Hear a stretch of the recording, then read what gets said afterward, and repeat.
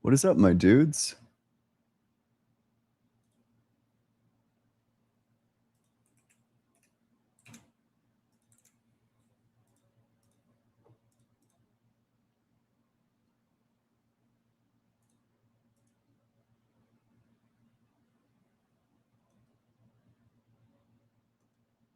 How we all doing? How we all feeling?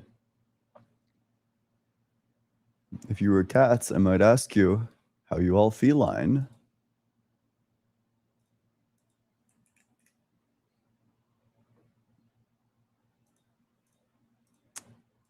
Today, I spent a really long time reading a book about divine simplicity. It was interesting. It's going through right now. The chapter that I was plowing on through, or rather like tiptoeing on through, is about the reasons that Aquinas gives for denying simplicity, or for accepting simplicity, for denying composition. Composition is the thing that he's denying.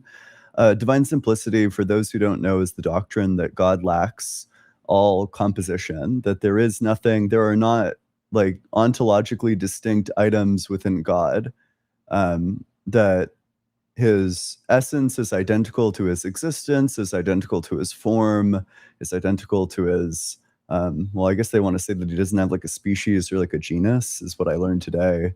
But is identical to his nature, is that all these things are just identical to each other. Um, so I don't know. It was interesting. I think I understand. I'm starting to better grasp the way that they arrived at that conclusion. Um, just kind of on the basis of I don't know, like the Aristotelian like metaphysics that were present at the time, you know. If you're in that guest request box, make sure that you're 18 or older. Make sure that you believe in the God of the Bible, the Torah, or the Quran. And with that, we'll go to the very next guest. You can also be a deist. I'm fine debating a deist as well. Hey, how's it going? Good. How are you? Doing well. How old are you? 23. Yep. What religion? Christian. Sure. What makes you think that God exists? That's a good question. It's a question I've asked for a long time to myself. And I guess I go the route of what kind of, sort of, I guess you might call it like an idealist type of a route. Okay. So I guess I know it's not the only ground for like a lack of belief or atheism, but I think a very common ground for atheism is like a physicalist or materialist perspective on the universe. It might be. I mean, although I think that this puts the cart before the horse. There are lots of ways to be atheist. You could be like a Buddhist and an atheist. You could be like a Platonist and an atheist. You could be like a Correct. dualist or even like an idealist, frankly. Obviously, like if physicalism were true or if materialism were true, that would entail that there's no God. Like, you know, if all there is like the atoms, then obviously there isn't a God. But I mean, it just seems like what you'd have to establish is that like atheism and its various forms are false. I'm not sure why I couldn't be like an atheist and an idealist. I also have reasons for thinking that idealism is kind of incoherent on its own. If the only thing that exists are like the mental stuff, and something unique about mental stuff is that, you know, something unique about like experiences or conscious experiences is that they're experiences of something. It doesn't seem like there's any coherent answer as to what our experiences are of. Like, what's the object of our experience? You know, when I'm staring at the water bottle, I'm having like an experience of the water bottle, but what is that of if the water bottle is in fact just like a thing in my mind? Hmm.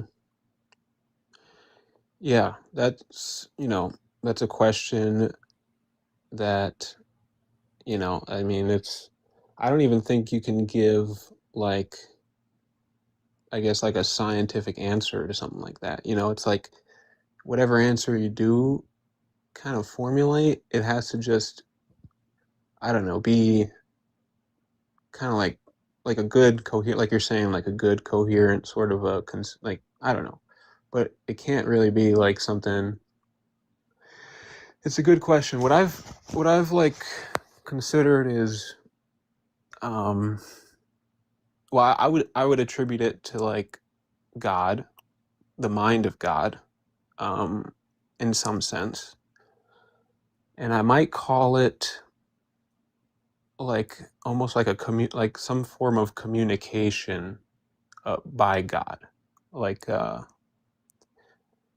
I don't mean to like appeal to the Bible as an authority, but I find it pretty neat when the scripture says, um, that the world was formed by the word of God. Um, and I I think I think like communication is interesting because say you have minds. I'm like a subjective idealist. There's like analytic idealists. They would say that even individual minds don't really exist, like distinct, unique minds like me and you. I would say they do. I would say they're finite, and I would say that the world did exist and does exist whether or not like you and I exist. So my main route toward idealism would be, I mean, there's two routes I've noticed. Me personally, I'm not, I haven't read a whole lot, but it's the problem of consciousness is one. I'm sure you're familiar with it. And the second would be the irreducibility of, I guess, space, time, and matter. Are you familiar at all with like, Bradley or F.H. Bradley? Like Bradley's regress? Is that Bradley? Mm-hmm. Yeah, I'm familiar with Bradley's regress. That's basically all I know about him. But I can't help but notice that you just like didn't answer my question at all. Do you remember what the question I asked you was? Or were you like What? kind of not listening to it? Well, I think it's a form of communication by God, like an But what do instantiation you of think of my the, question was? I just want to make sure that you're like listening to it. like, what is the water bottle if it What's feels the like, what's the experience of? Like what is the object of the experience? like the word of another mind? The word, okay, how is the word of another mind able to represent itself in my mind in ways that make it seem like spatiotemporal? I think spatiality, temporality are probably seemingly, um like fundamental properties of, I might be wrong, but fundamental properties of subjective experience or mind or spirit, whatever you may call it. Sure. So you're saying that these things are necessary in order to have experience? Yeah, they're like maybe one and the same. Definitely not. Space-time is definitely not the same thing as experience. Well, are you like, For example, I think you can like experience things that don't involve, I don't know, they're not like directly like spatio-temporal. Like, are you positing, like an absolute external non-mental space time? yeah, I think that there's like a space-time that exists So independent of yeah, our it would, minds. right. So that would, you'd have to get, we'd get into the question of like what, the nature of those things, like the reducibility of them to something. But we very well might be able to reduce it to something like the wave function. In fact, there's a really good view in terms of I don't know, like like ongoing metaphysics called wave function monism that attempts to reduce everything physical to one quantum system, one big quantum system, which would just be identified with the wave function that stretches across the entire universe. So because the wave function is just a vector in Hilbert space, things like space-time would be emergent from ultimately the wave function. And do you think those, whatever, I'm not fluent on that type of literature, but do you think whatever it is you're positing, or that some researchers or scientists have like thought of, do you think they're, it's the question of why I brought up Bradley is because Bradley kind of put it in his work, Appearance in Reality. He is called Appearance in Reality. He talks about relations, right? And I think that's kind of like Bradley's regress, but he talks about he talks about, John Locke's like primary and secondary qualities. No. Well, okay. Well, I don't know if he was the one that like coined the idea, but I think he might have been pretty. Is this like the real and nominal essence stuff? No, it just has to do with like an object's properties and like what is primary and what is, so like color. So like would color be like intrinsic to an object?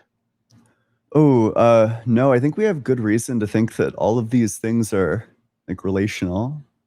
It turns out that all the things that we thought were like intrinsic properties end up being relational properties. Right. So that's exactly where Bradley takes it. And he takes it, so philosophers thought at one point like, well, we have these things like taste and color and odor and etc. for like primary or secondary qualities. So they're not quite like the intrinsic property, they're not as real as, say, the size or the mass or the shape of an object, right? Sure, yeah, that they're like in some sense emergent. Although I frankly have no idea how this is going to get us to God. We're moving like way too slow. Well, so you were arguing for like an absolute external non-mental. Let's say like, idealism were true. Why would God follow from that? So if the mind is or if the mind is almost, if the external world can't be said to be non-mental in like all form and fashion, whatever, mind seems to become fundamental. Now, the question is, can consciousness, your consciousness, my consciousness, be broken down, reduced into parts? Or is it more like a unified whole, the one thing we know intrinsically from the inside and have direct knowledge of its nature? I would tend to agree to fall into the latter. So mind is this almost, seemingly irreducible thing that we have direct knowledge to, and we can consider reasonably as like a fundamental, as opposed to some kind of like matter, because we've been breaking down matter for the past, hundreds, maybe thousands of years, trying to ask the question, and what do we reveal? Structure, relations, parts and pieces, and there seems to be no ground. Now, there's arguments for like, maybe we don't need a ground, maybe that's the wrong question, but I think it's fairly reasonable. Well, what about mind? What about consciousness? I have direct access to it. I can't really picture my experience being this thing that is like multi-parted. Like if I just took these two parts to part, then I wouldn't have it. It's more like, and this is obviously anecdotal, this is experience, but that's kind of what I have for you today. But Yeah, I think that this probably entails absurdities. So, if you're just to be clear, to track your position correctly, you're saying that you think mind is simple, that you think like consciousness is simple, that it doesn't have parts. Yes. Okay. Would you say that your knowledge is intrinsic to your mind? No. Okay, Well, I what does take that? What that. does I that? take What does that that as a mean? reductio, right? Wait. What do you mean exactly? Knowledge? Like, Just I don't know the beliefs that you have that are true, and the like fact that about you believe them is explained by the fact that they're true. like I think I Something like didn't that. know. I think I didn't know redness, at the time of my birth. Let's say, but I have no idea what that would have to do with the question. so Then, like if you didn't knowledge know of it, then you would say that, well, you don't have that. Like, you just simply don't have that knowledge then. yeah. I think there is some kind of knowledge that's like intrinsic to Is there mind. extrinsic knowledge? Or knowledge extrinsic to mind? Well, like yeah, like I mean, you come into the world and you haven't seen um like humans can't see certain wavelengths of light, and as much as you try to explain ultraviolet light, for instance, a type of a light, you won't ever get to like know it. You know what I mean? Yeah, I'm asking about like your set of knowledge, like the things that you know. Like, I know that 2 + 2 is 4. You know, uh I know that penguins eat fish. Is my knowledge that 2 + 2 equals 4 intrinsic to my mind, or is that extrinsic to my mind? I'm not sure. I mean, I'm not sure exactly what that means. Does my knowledge that 2 + 2 is 4, like if I was the only thing that existed, could I still know that 2 + 2 is 4? I mean, I think you would have to be taught it, but sure. Yeah. Okay. Could I still know that, I don't know, like penguins eat fish, or Yeah, yeah. maybe yeah. So then those things are intrinsic, but if my mind is simple, then that means that the piece of knowledge that penguins eat fish is just identical to the piece of knowledge that 2 + 2 is 4. But these things are obviously not identical. So the mind can't be simple. It needs parts. Mm, all right. I mean, I think it's a bit of a good question. I wouldn't say like, you know, I'd have to think about that for sure. I don't think it answers the. I don't think like I said. I mean, I don't think um, it's like if I've never seen penguins eat fish, it's like I maybe don't have that experience, but because one day I see penguins eat fish, it's like a part wasn't added necessarily to my mind, but I mean, I experienced some. I mean, it's a good question for sure. If that's kind of what you're getting at. Yeah, well, yeah, in a sense, right? I think that kind of there does seem to be a part there that it's obviously not like a physical part on idealism, but there's going to be like some new thing there that's distinct from the other things there. Well, it's interesting because I mean, think about it like this: we encounter a new species, right? Let's just say, Mhm. um, we have all these previous abstractions of like knowledge of different species, like legs. So this thing has legs. It's like you encountered a new thing, but you also encountered a bunch of old things, maybe ordered Sure. in a different way or something like. So it's an Mhm. interesting question. I can't say like one or the other right now, but Sure. Do you have anything else? well, I guess I'll just finish. Like, so if we grant the mind was simple, let's just say we Yeah, granted the yeah. mind was simple, idealism was true. I would take that the external world does, in some sense, exist as well as my mind, um, and that it exists apart from me, whether I'm here, whether I'm not. Before I was born, before all human life was born, I think the world itself is kind of not grounded, like we were talking about spatial relations, temporal relations, material relations, whatever. it's unless you take relations to somehow exist without relata, that's a position of some, but Mm, so I think mind, and if my mind didn't, if none of our minds um need to exist for the external world to exist, I would. It's just like an abductive sort. It's not. I'm not pulling out like proof for you, but sure.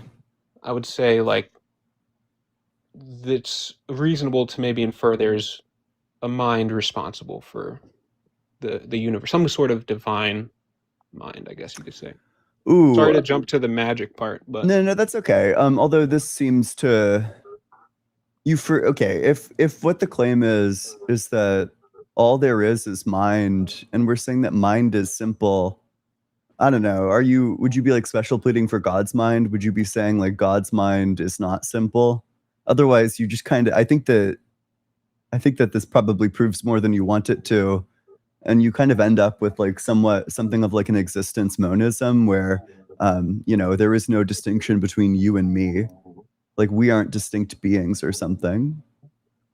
I would say we're like distinct instantiations of the same substance, which is like the God. Like I would say we're pretty similar. I wouldn't say we're like have the same all power and all whatever knowing as God, but I think our spiritual self is almost like a similar substance to that of God. I mean, yeah, But something. would you say like God's mind is simple?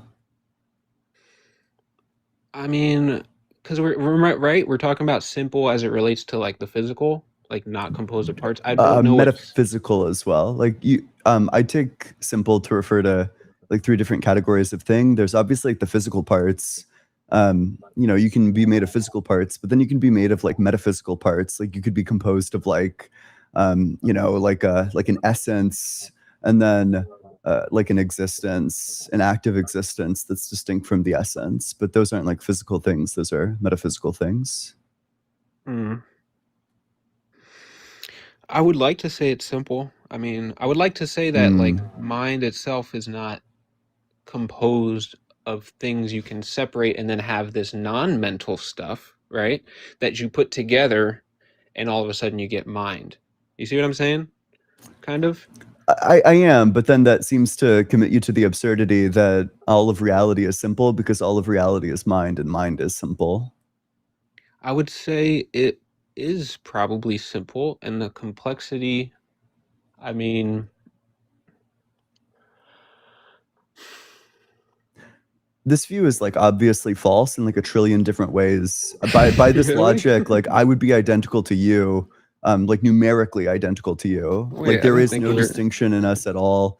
That anything you attempt to appeal to establish that we're like distinct individuals, like that would be identical to both me and you. That I'm identical to the Eiffel Tower. That all these things, like it's just like a definitely false view. Like that just can't be true. Okay. Well, I didn't, I guess I didn't, I guess, I don't know. Hopefully, I don't know. I guess, That's okay. all right. I didn't mean to Well, like deflate you or whatever, but I just think that that view is like it's like the sort of view that just couldn't possibly be true. on the basis of like the mind being simple, therefore, like the no capacity to like distinguish anything. Yeah. Yeah, you collapse into a view called existence monism. If you Mm. want, I don't know, are you familiar with the Plato Encyclopedia, or the Stanford Encyclopedia of Philosophy? It's like a website, isn't it? Yeah. There's a great article written by arguably the greatest current living metaphysician, Jonathan Schaeffer, and it's there's an article titled Monism, written by him, and Hmm. there's a section of it that goes over existence monism, and I don't know, just like a variety of reasons to think that it's false. So wait, let me ask you a question. Do you not think that the same problem applies to some kind of reductive physical position? No, because I think that the physicalist would state that all these things have parts, that there are like lots of parts.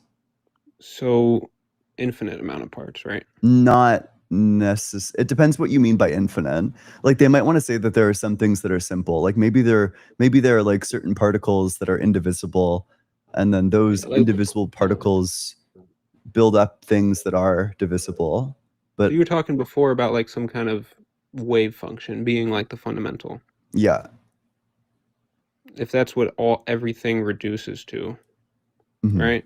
You'd say that that's what everything emerges from. But even this is going to have distinctions in it. For example, it's going to be distinct at different moments insofar as the wave function evolves in accordance with something called the Schrödinger equation. Um, so it's all reducible to this thing called the wave function. Hmm. And now you have, how did you get to the distinctions part? Because things are going to be different at different times.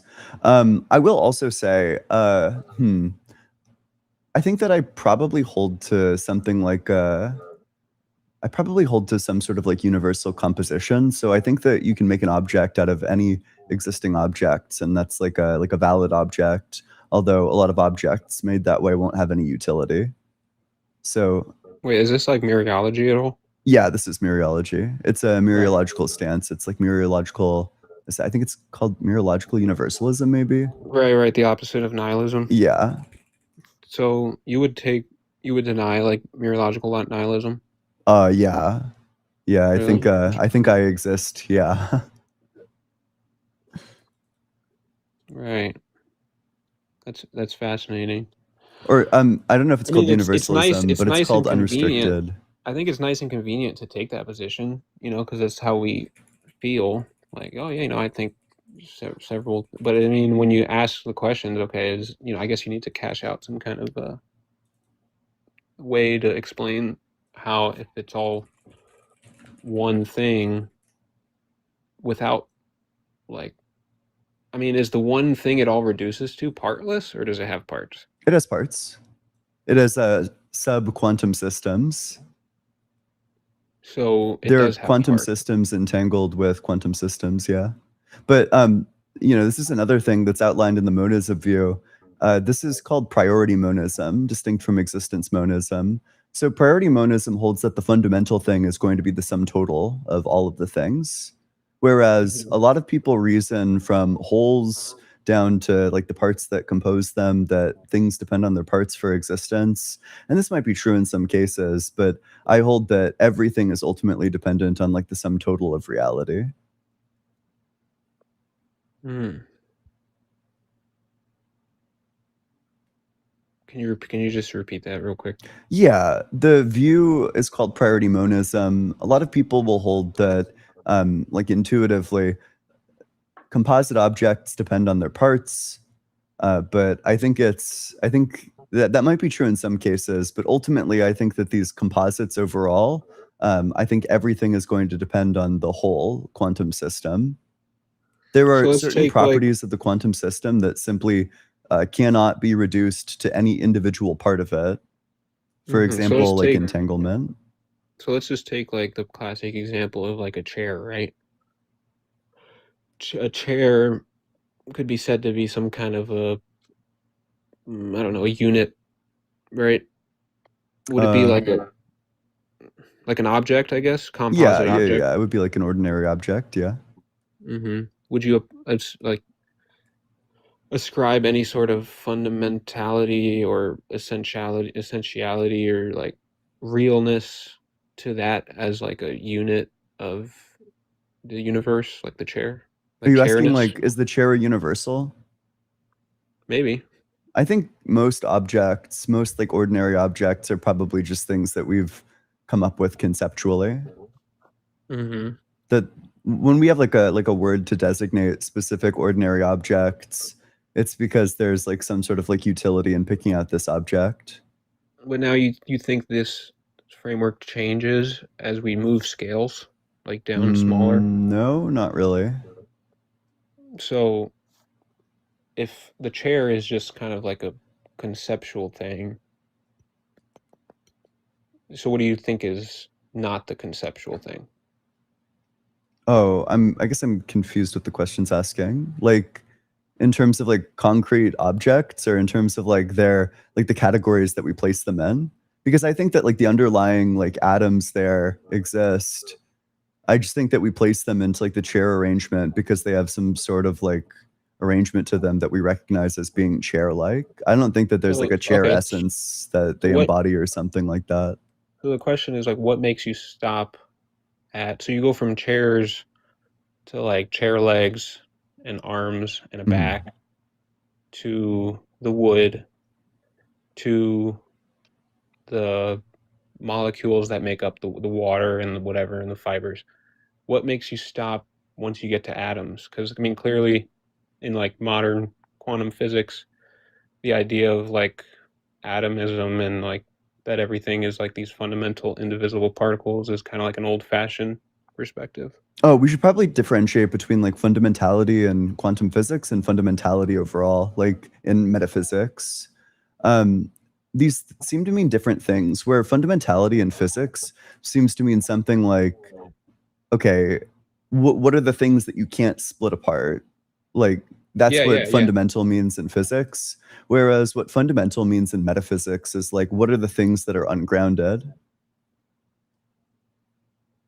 What are the things that are ungrounded, Yeah. right? Or So grounded in themselves in a way? no. Grounding Okay. is an explanatory relation, and you don't want to say that a thing can explain itself because that's not an explanation. So if it's ungrounded, what does that mean? What does it mean? What does ground to ground? Yeah, ground is something like a metaphysical determination relation. So there are certain things that produce other things, but these things can be broken up into like causal production and non-causal production, or maybe a better word to use is like accounting for, that there are like certain things that account for other things, why they exist, why they are this way, So why they like the have these parts of a chair, properties. like the um, parts of a chair to the chair. yeah, you might want to say that there's like a relation there between part and whole, but whether the individual atoms depend on the parts or whether the parts depend on um, the whole is uh, subject for debate. Mm-hmm. And then I guess just like, did you mean to were you treating atoms earlier as like the like the ground when you say Metaphysically like or physically? mm, either metaphysically? No, I think that the metaphysical foundation is going to be like all of reality. Okay. And is reality contain like parts and distinctions? Yeah. So is reality like what is that relationship like between the universe and then the parts that it's made of? Is there one that's Composition, like the is there one universe that's is composed of those parts. is there one that's prior? Prior in what sense? Um, more fundamental, I don't know. Fundamental in terms of like physics or metaphysics. Well, like say like the Milky Way galaxy or like the our solar system at one point didn't it wasn't a thing, right? Like it wasn't in Yeah, time. there are times at which it doesn't exist. Yeah, So um but I'm also an eternalist. I don't know if this is the direction that you're going in. I think that all times are actual. They just exist at like different times. I think like kind of the entire block timeline exists. mhm, right. Do you think how do you generate like distinctions between time? Generate Like what distinctions. Like how do we identify when there are different yeah. times? Well, like what does it mean to say there's like time here and then a different time over here? Just that from some particular reference frame that there's like a world line that runs through, and that the oh, okay, this is going to get into like a lot of like technical physics stuff, but I think basically what it means is that the light cone of this one thing is going to be like subsumed by the light cone of another thing along like some sort of like inertial reference frame. But I don't know. That probably I sounds guess like I guess I'm jargon asking spamming. like So I guess I'm asking, do you think like there's individual slices of time? relative to specific inertial reference frames, yeah. Right. And do you think there's like a unit, or do you think it's like infinitely divisible? I think it's too early in the game to know that. I think that that's still an open question in physics. Because I find it like hard to take hold of something that's like, yeah, I mean, I guess can't like to say it's infinite. Like if I take a slice of time and I finally say, well, here's a unit of time that we say is like a time slice. But my friend comes along and he's like, oh, there's things in there, like there's different slices within that. I'm like, okay, well, I guess I lost, I don't know, like, and then he comes out and says, well, no, it's like this, and some other guy comes in. It's just hard to grasp that as some like reducible fundamental, I guess is where I'm coming from. But Oh, I mean, we still have to clarify between like when you're asking like reducible, when you're talking about it in terms of like reducible or fundamental, I mean, maybe you want to say in either case it's going to be like a moment, and whether or not between any two the real question where there's game is whether or not between every two moments there's like some further moment. So between like this moment and this moment, yeah. obviously there were moments in between that, but there's a question of whether or not there's like moments that are irreducible. But even if there weren't, even if time is indeed continuous, there are still going to be like moments, but the moments are going to be with respect to like some inertial reference frame. Yeah, or like kind of like ungraspable by the human mind, I would say, right? I mean, the continuum. I was just researching recently, like the continuum and how. I mean, there's different actual takes. There was like an entire foundation of math that doesn't use doesn't consider like infinity. I was looking into calculus and like I don't know much about math, but like 0.99999 infinity is just the same as 1. Mm-hmm. You know what I'm talking about? Well, yeah, it's because there is kind of no such concept, that this is like a shorthand. The numbers need like determinant values, and just like 0 point with like an unending series of nines that doesn't have a determinate value. The determinate value that this needs to be shorthand for is just 1. Well, right. That's what I was researching about. But it's very interesting because there's, like I said, there's like entire foundations of math. I think it's called constructivism, where they don't take any. They go, or finitism or constructivism. I think either of them, but they don't take those to be like useful. I mean, it's like a different branch, but yeah, I have no idea. Have you heard of constructivism? I haven't looked too deep into it, but we're pretty far from the God topic, so I think I'm probably going to move on to the next guest. Hey, thanks so much for coming on. I appreciate it. Make sure you're double tapping on that screen, sharing it with your friends, doing all that good stuff. If you are in that guest request box, if you want to debate the topic, you got to be 18 or older. You got to believe in the God of the Bible, the Torah, or the Quran. I also ask that you have some sort of reason to think that God exists. And with that, we'll go to the very next guest. Hey, how's it going? Hey, how's it going? Yep. How old are you? Yes, I'm 26. Yep. And what religion? Orthodox Christian. Okay. What makes you think that God exists? Well, I was curious. So you're making the assertion God isn't real. I was just curious what your basis is for the assertion. Yeah. God doesn't, like a transcendent mind doesn't seem like the right thing to be the ultimate being. That if there's like this transcendent ultimate being, then indeed it's gonna have to depend on its parts because it has like essential parts. But that would mean that it's not ultimate. So instead, it just can't have parts, something known as like divine simplicity. But then that would make him also not ultimate, because then he would be dependent. God knows my actions because I do them. So then, my actions are the ground of God's knowledge of my actions. But if God can't distinguish between his knowledge and his existence, then his existence would depend on my actions too.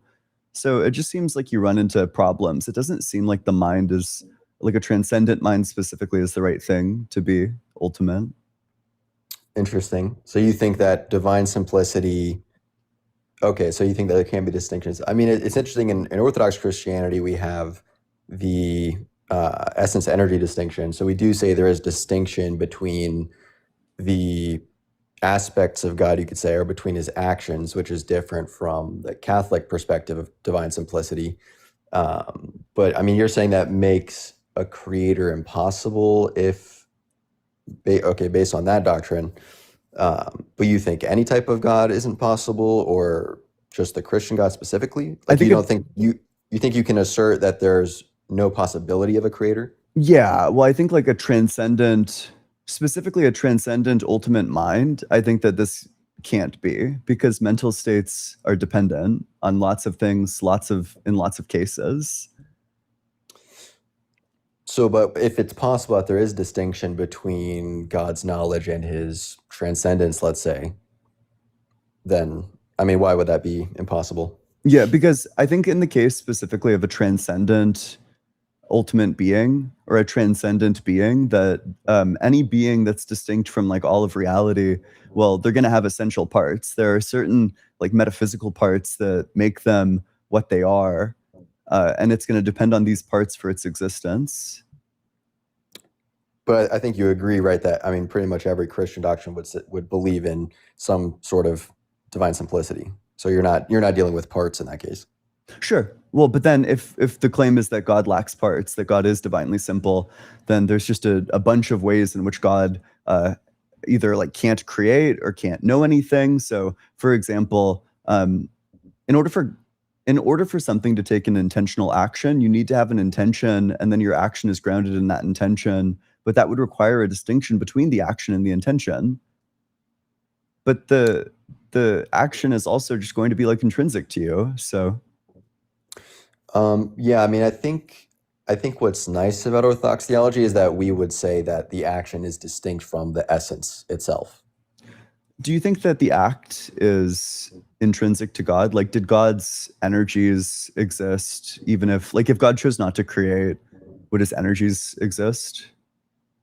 That energy of creation wouldn't Just exist. energies at all? Would the energies at all exist? Yes. Okay. So you have some eternal energies and some energies that would be that would have a beginning, I suppose. That Okay. is, I think, how it's understood. Sure. So then you would say that his energies are intrinsic to him?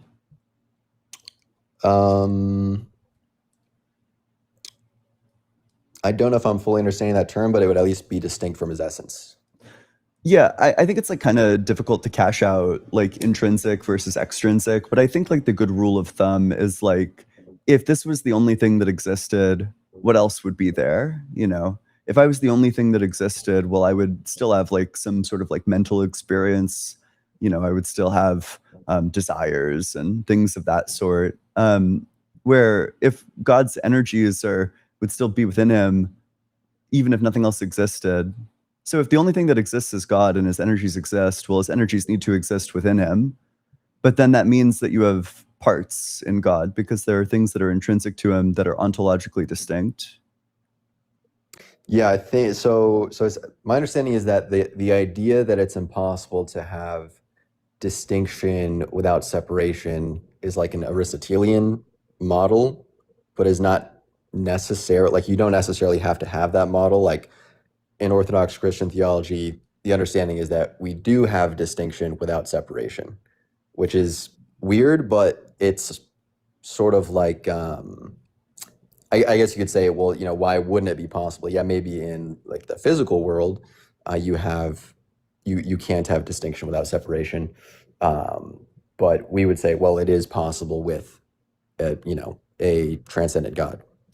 So the question is whether or not you can have real ontological distinctions without having composition, to which it seems like no, right? Like obviously if something has two different distinct ontological things intrinsic to it, then it's composed of those two distinct ontological things. It's only this is the move that the Thomists make. They'll say that there are distinctions, but the distinctions aren't actually in God's ontology. They're only in our mind. That our mind Right, which means imposes it's the not even real. distinctions. But if you're saying that there's a real ontological distinction, then that means that there just is like two things within God that are not the entirety of God. Well, I think a distinction is you can identify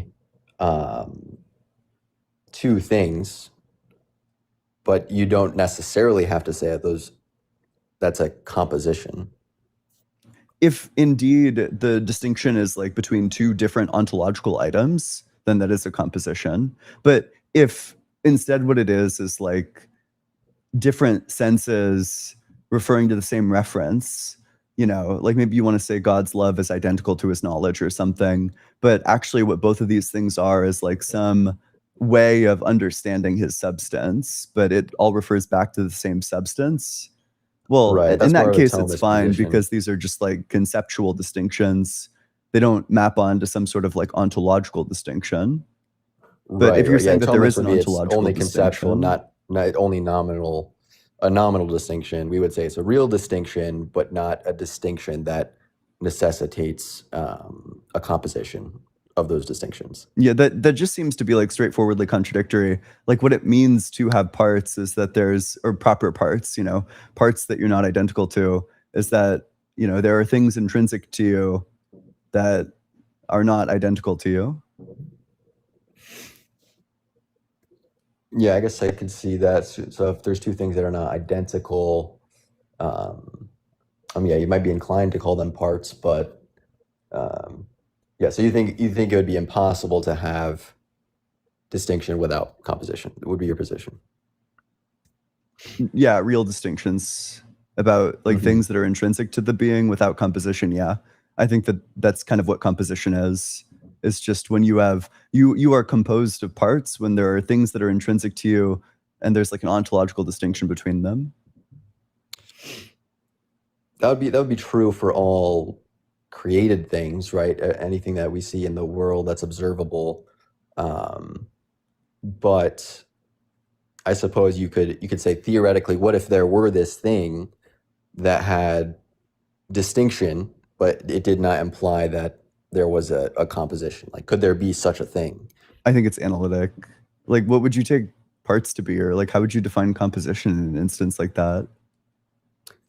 Well, we would say there's no composition, but there is distinction. Like you could say, within the Trinity, distinction between the persons, but these are not composite parts of a whole thing.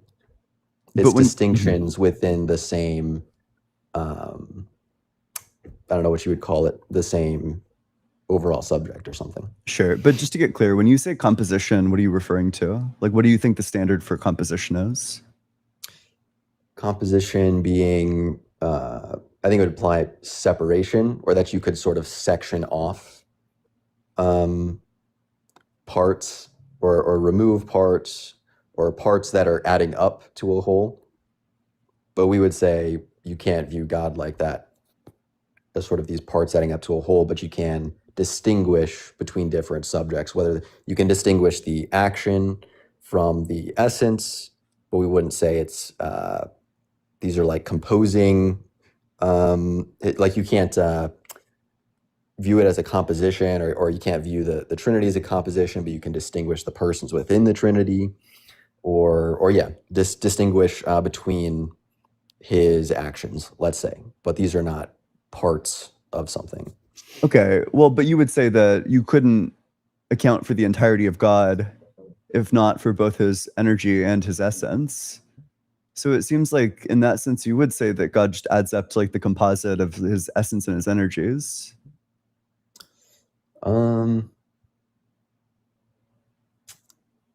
It's an interesting rebuttal. I have to think about that. But I mean, overall, I think it's interesting that your reason for not believing in God would boil down to, I don't think that you can have divine simplicity without composition. Yeah, I think the ultimate being, I don't know. This is why I lean towards a view called priority monism that I was talking about with the last guest, which is that I think like to have like the fundamental thing, like the independent thing, I think that it's either going to need to be something that's simple or something that's like all encompassing. Otherwise, I think that the part-whole relations get weird. So because you're saying that God is not all encompassing, that means that he needs to be a simple being. But then I think that leads to absurdities. To That's say that interesting. it's I like know a there's mind. I know it's a long history of theological thought on how you can have distinctions without composition, because that's a huge point of disagreement between like the Thomas Catholic position and the Orthodox position. Because yeah, and I agree. I think it is weird that they say that the Trinity is distinct, and any distinction they say is nominal. Yeah, I feel like that doesn't really. It leads to some bizarre things where then you can't even distinguish between the actions of God. That you have to say that his wrath is the same as his mercy. Yet it kind of boils down to some of these weird I contradictions. agree. So at least in the Orthodox position, we assert, and I wouldn't be very good at putting forth the whole argument, but at least asserting that you have these distinctions with regard to his actions, distinct from his essence, and then the distinctions between like a real distinction. We would argue for a real distinction, but I would agree it is sort of a very in the weeds discussion. But Yeah, that's fine. I can give you. I think maybe a discussion that will be like more like less in the weeds. I think that God's relation to creation and time also gets like really messy.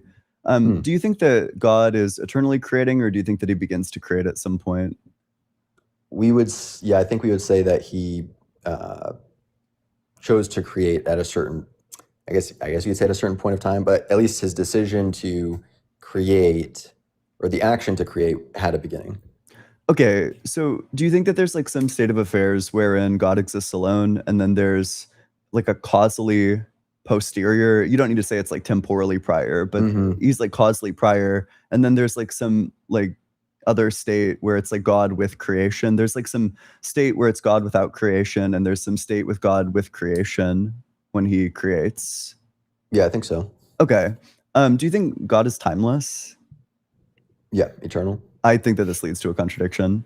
So if God's timeless, that means that he's unchanging. But in the state where God exists alone, there's nothing intrinsic to him that's necessitating creation, right? He's not like exercising his causal power at this alone state. And then at the state where he's with creation, well, it just seems like he changes to exercising his causal power. So, yeah, we would say he can choose to use his energies, in series, contiguously, or eternally. So I mean, I don't really see it as a contradiction to say that he can choose to do, because we don't say it's like necessary that he does these things, like to be a, let's see. So there's like, I think I've heard the interesting argument, like if an attribute of God is being a creator and that's an eternal attribute, but he's not always creating, then that means that he doesn't always have that attribute. But yeah, I think, so the changing, but it wouldn't be his essence changing. It would be simply a exercise of an eternal potential. But I mean, that seems like a change, right? Like he's actualizing a potential. But it wouldn't be a change to his essence, in our view. Sure, that's fine. I'm not saying that his like essence changes. I'm saying that there's a change intrinsic to him, like a non-relational change, or rather like a non-extrinsic change. Like internal to God, he's not exercising his causal power. He's not like acting on his intention, and then he executes his intention. He starts to act on it. He can't both be not exercising his causal power and exercising his causal power. So he needs to have these two distinct states, which would require a change. I don't think it's bad to say he might change what he's doing from moment to moment, because it's not a change in nature. I mean, like, I think the only necessary thing we say is it's his nature that's unchanging. Yeah, obviously, like if you want to say that he's eternal, then his nature can't change, otherwise he'd go out of existence. But yeah, in terms of that, if God is timeless at all, then he just can't have these like different states of his life. There can't be like this moment in his life where he's not exercising causal power, and then some subsequent moment where he is exercising his causal power. Otherwise, you have like these before and after moments, which just is time.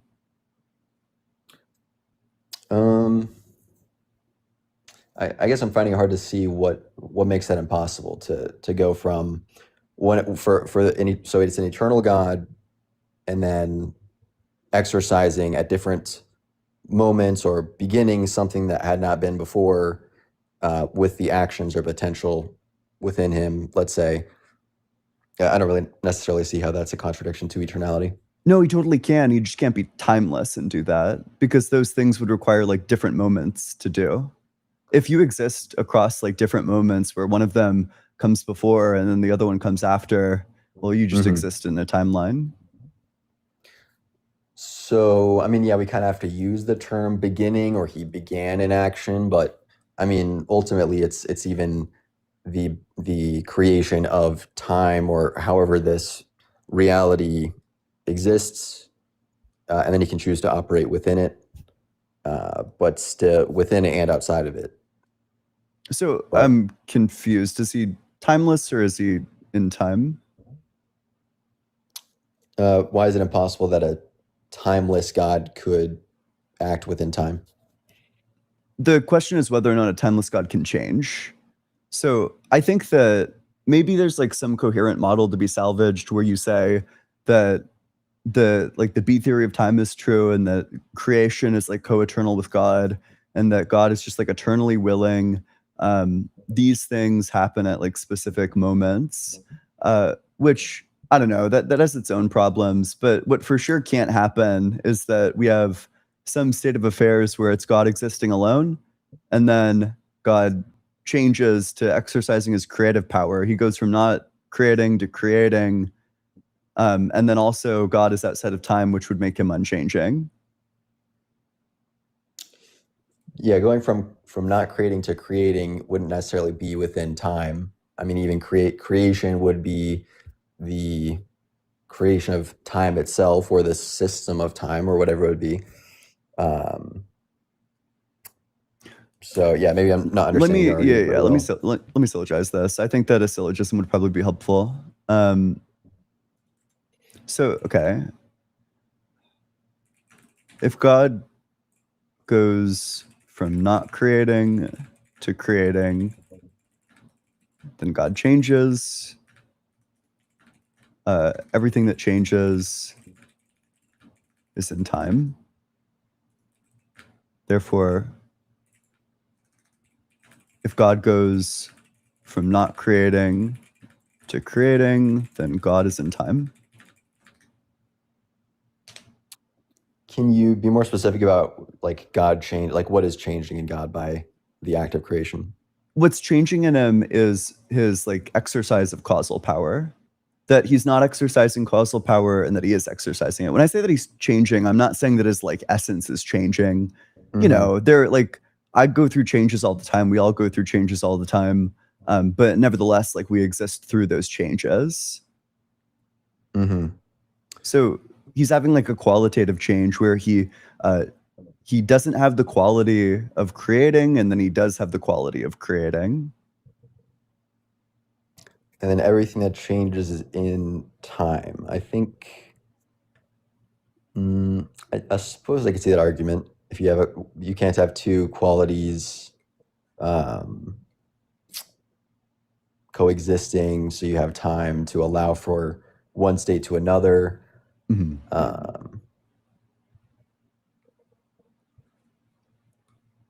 Yeah, that's interesting. I haven't thought about. That's why the current state of like the eternity debate. Sorry to jump in, but the current state of the eternity debate is that either you have like the temporal God, in which case you're just going to hold that God changes and that somehow he doesn't depend on time and time still somehow depends on him. Although I think that stuff is like messy and contentious. Or you're going to hold that God has just like eternally created because he's unchanging. So either he's always creating or never creating. So you would just say that creation's eternal. Interesting. In your position, do you think reality is eternal, or what's your position on, like, what would your position on time be, or the, like, what allows for the possibility of knowledge or the possibility of creation or existence? Like, do you even take a position on that, or? Those are like very different questions. So in terms of my position on time, I tend to think that time is eternal, although, well, there's not going to be a state of affairs without time. I think for like the sake of ease, I just hold that there's like an infinite regress. Really? That's Yeah. interesting. Yeah. Is there like someone you're basing that off on? I don't know of any philosopher, sort of like big name philosophers that would hold to that. Yeah, well, there's like a lot of tons of philosophers will defend that there are no problems with these sorts of infinite regresses. Like, for example, all the people that have responded to William Lane Craig and his arguments against infinite regresses are great examples. People like Alex Malpass think that there's no problems with infinite regress. Ooh, damn, I'm getting the CAPTCHA. One sec. Alex Malpass says that there's no problem with infinite regress. Wes Morriston thinks that there's no problem with infinite regress. I think Joe Schmidt thinks that there's no problem with infinite regress too. So existent or like creation would be, yeah, that would be, I feel like that's almost a difficult thing to believe in, infinite regress, or that matter is eternal. That seems like a sort of a very unintuitive position to hold to. I don't know. I'm not sure. I don't know what it's like unintuitive about it. I know that there's like some like weirdness, but I don't think it's any weirder than thinking that God always existed. I think it's easier to buy into that just because you have an agent with will, rather than this sort of an unthinking eternal creation that just happens to be that produces consciousness. I wouldn't even really know how to approach that. Yeah, I mean, I think that when you if all you take is like data points like that, I do think that it's easy to come away with like the conclusion that, well, unthinking universe seems like not the right thing to account for consciousness. But when you actually take like more data points into account, like for example, laws of nature that arise from like the geometry of space-time, that it actually, because things tend towards entropy just via like statistical laws, a great producer of entropy is life. Life produces tons of entropy. And one thing that is really good for survival and reproduction is consciousness. It's like an awareness of your environment around you. It makes it way easier to, reproduce, makes it way easier to survive if you're aware of the things around you. So if you have entropy in an eternal regression system, then you're looking at like if you're going back infinitely, sort of an infinitely energized universe, or I don't really know. So, well, I think that's a great point. I don't know.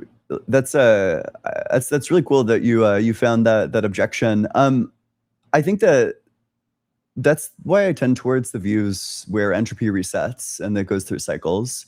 So Okay. the view that I think is the most plausible is the Big Bounce, Big Crunch model, where the universe rapidly expands due to dark energy, or like lots of energy deposits into dark energy fields leads to the rapid expansion of the universe. But we know right now that dark energy is getting weaker over time. So while the universe is still expanding, if dark energy continues to weaken at the rate that it is, eventually gravity is going to overtake dark energy and everything is going to collapse back down into this hot dense state, which would lead to like a resetting of entropy. Interesting. And then, I mean, but where are you getting the new energy from it in the cycle? The energy doesn't go anywhere. It's always transferred. I thought there was the idea that there is energy, sort of like leaving. I thought I had read something about this, like Yeah, no, there's that's some sort of like like an actual decay Mhm. of energy. Yeah, maybe I'm Oh, misremembering this sure. thing, but Oh, I thought you were raising like a different objection. I think I'm like vaguely familiar with what you're talking about, although um I would assume that the energy is just transferred elsewhere in the system. Like I know on small scale right. systems, like obviously you lose tons of energy through things like heat, but then that heat just goes elsewhere. Um, hmm so I don't know. I probably need to ask like one of my physics friends, but what I would assume is that the energy is just transferred elsewhere. Yeah, no, I mean it's a more logical conclusion or simpler way to think about it. But yeah, um, yeah, no, that's interesting. Good things to Sure. think about. I don't really have anything else. Oh, I guess maybe I would be curious, like your um, basis for the possibility of knowledge from your system. Are you asking for like a metaphysical account of like what makes knowledge possible? Yeah. We have minds. These minds have like the ability to represent things. And you know our representations, we're capable, our minds also have the ability to affirm certain representations as being you know, the way reality is or not the way reality is. And you know these affirmations can be in line, the affirmations of like the representations can be in line with the way reality is or not in line with the way reality is. And there's like some sort of like justification criteria there. um, so I don't know. I think that you just need like a mind that has roughly those properties, and then you can have things with knowledge. Hmm.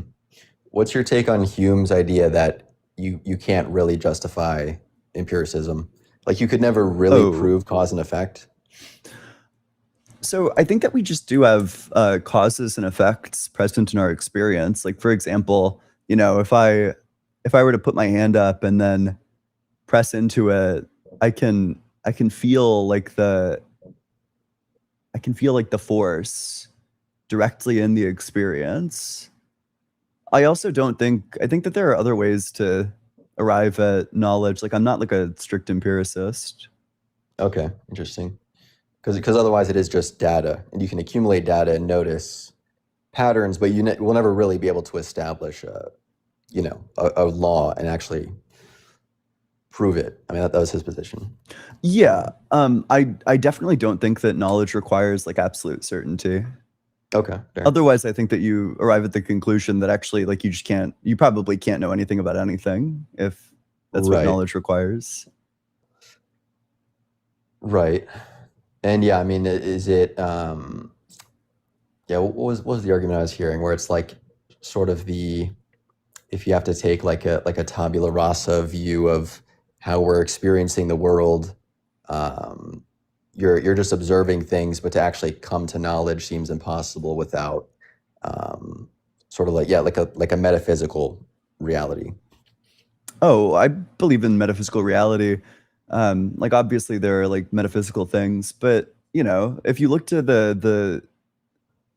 like the philosophers that currently exist, the vast majority of philosophers are atheist. The vast majority of like metaphysicians are atheist.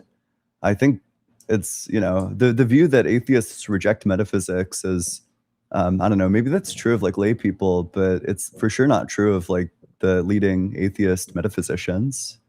Okay, but you wouldn't like assert that you can know something universal, that like this is true universally everywhere, Oh, it depends on the thing. but there would be some things. Yeah, like I don't know, for example, maybe you'd want to say that anything that can be said about the world, there's not going to be anything that can be said about the world that's like contradictory and true. Right, but you couldn't necessarily know that. No, I think you can. I think that that's like one of the things that's like provable. So if you just broke down like you can like the truth table for all of the things that are involved in like the law of non-contradiction, like this is just provable. So all these logical operators have these things called truth tables where I don't know, I don't know if you're familiar with this stuff. I used to draw this Just a little diagram bit. all the time.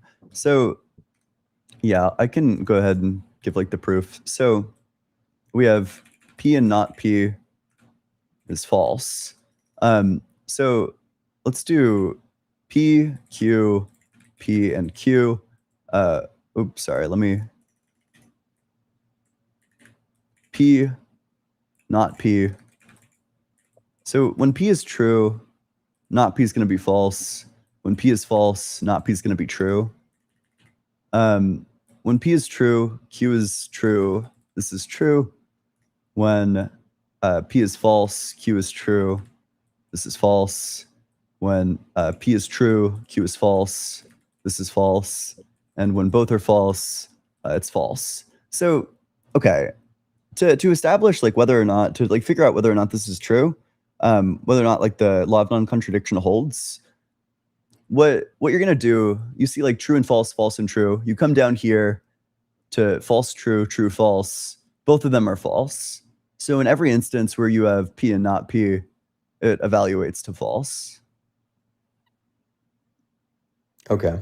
Yeah. So I think you're saying like certain laws of logic would be universal. You could assert were universal. It's basically true by definition, even. Mm-hmm. Like it's kind of just what the terms mean. Right. No, that's fair. Yep. Do you have anything else? No, good discussion. Hey, yeah, thanks. Appreciate you. Appreciate it. Yeah. All right. Bye-bye. Make sure you're double tapping on that screen. You gotta love a humble king. I was expecting something different from his name, which makes it like kind of disappointing. You should consider changing your name, guest. But other than that, make sure you're double tapping on that screen, sharing it with your friends, doing all that good stuff. If you're in that guest request box, you got to be 18 or older. You got to believe in the God of the Bible, the Torah, or the Quran. You can be a deist too. That's fine. I also ask that you have some reason to think that God exists. Fiona, this got sent in last stream, but I really appreciate the super chat. I never cared much about philosophy until I heard you on the line. I just picked up Knowledge, Reality, and Value as an audiobook and plan on giving it a few listens with my driving job. That's fantastic. Yeah. I've listened to the audiobook a couple of times, and I don't know. I think that my advice for that is that you should definitely listen to it in chunks. When you feel your attention waning, you should turn it off to get the most out of it, of course. You know, you obviously get the most out of it paying attention, but you know, when you find that your attention is like lapsed for too long and that you're not sure what he's talking about, you probably like restart the chapter or something.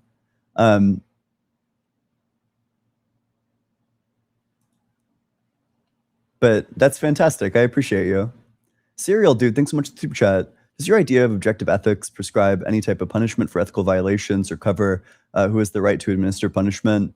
I mean, okay, so in terms of like the Goworth stuff, no. I think that I don't know what sort of like positions people take in terms of like foundations of like desert. I think that this is something that I'd be interested in reading up on. Although I do think that the Goworth stuff does have the ability to say that to the extent that somebody's acting in ways that are not universalizable, you can take actions if it's going to prevent you from, I don't know, like exercising your rights. But then the extent of like what's reasonable, what's valid, I don't know. I think a virtue ethics framework with that is going to prescribe that there are certain things that you ought value.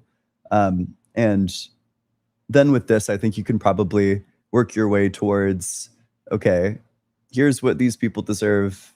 And I'm totally unread on the ways people try to justify the state administering the punishment. I have no idea how people would even try to justify that. Although I'm sure that there are like deep, sophisticated arguments about it. So I don't know.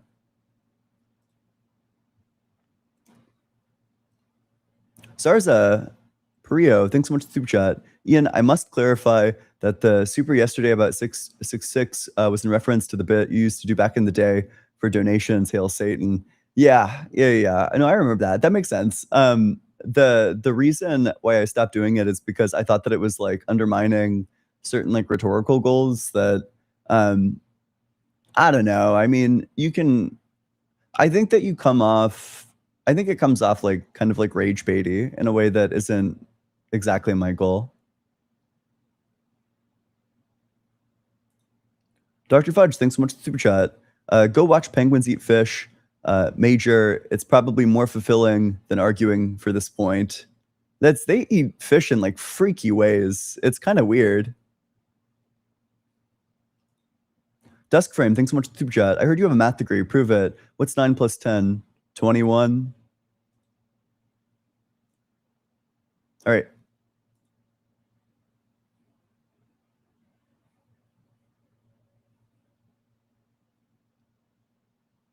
Okay, hello there. Hey, how's it going? Yeah, I'm all good. Thank you for, accepting the request from yesterday. I did hear your words. Mhm. And I know that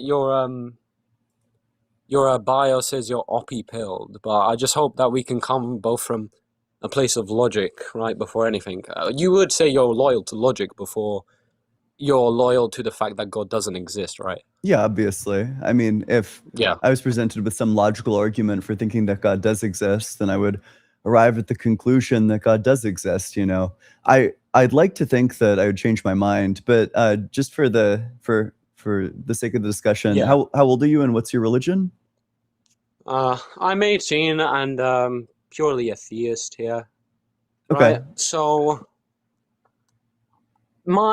I think I'll just lay down my argument, right? If that's all right, and then Yeah, I'll go for say it. like basically my conclusion. Okay, so I know you'll have your objections, but so you exist, and you experience change.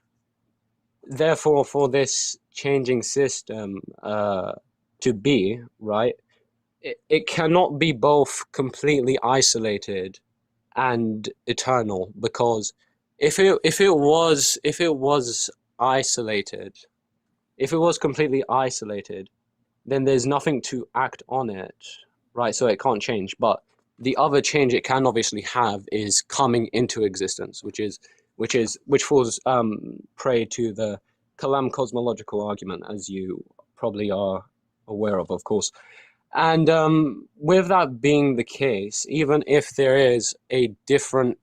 we assume that the universe isn't completely isolated, then we're saying maybe like another universe, right? So we have like this idea of a multiverse where one universe hit into this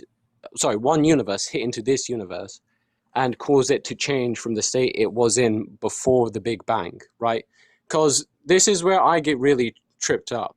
So there's the idea that we came from a basically insanely dense, infinitely dense state, the universe, and then there was the Big Bang, yet the Big Bang has no cause. And for me, that requires something outside of space and time for that process to even occur. So that's what's really always tripped me up about, God existing or anything. I mean, obviously, I've looked at other things from then as well, but yeah, that's basically my argument. Yeah. So I think that we could probably take this from like two approaches, because the argument that you're giving is very similar to the argument made by an ancient philosopher named Parmenides. So Parmenides' argument is basically that change is an illusion, because all like existence is all that there is, and anything that comes into existence would need to be non-existence, which can't be. So in fact, like things can't change. Is I don't know, one of his arguments. But I mean, I wouldn't really tether my point completely to his. I mean, I feel like it might introduce something additional to what I've said. So yeah. Yeah. So the way that Aristotle responds to Parmenides is by distinguishing between two things, act and potency. The way that new things come into being is by being actualized when previously they were like a potential. They existed potentially in things that were actual, and then the things that were actual were able to bring them into existence. So in order to avoid the argument that the universe, if I exist and change exists, then the universe can't be like isolated or eternal. But indeed, it could be isolated and eternal because there could be things that are actual, that are acting on the potentials of other things and then Okay. giving rise to new things that used to be potential. So you could just have the system interacting with itself going back infinitely. Okay. So isn't that just like dualism? Isn't No. that like, this dimension that you're adding clearly something that has to be actualized then, or whatsoever you say? No. Specifically, what you would be holding is that properties have dispositions, that maybe even like underlying everything is dispositions, that things can be exposed to certain stimuli, and then when exposed to certain stimuli, they behave in a specific way. For example, water has the disposition to get boiled at, I don't know what the boiling temperature is. And that's like a property of water. It's intrinsic to it that when exposed to specific conditions, it will behave in specific ways. So in that way, the new things that come into existence, or like the sort of behaviors that take place, exist within the potential of the things that exist. Oh, it's 100 Celsius. Fuck, I'm I mean, Fahrenheit pilled. I would ask then, like, you're saying that there's obviously an initial state that you're saying always exists, right? No, But you're saying, I don't think there'd be an initial state.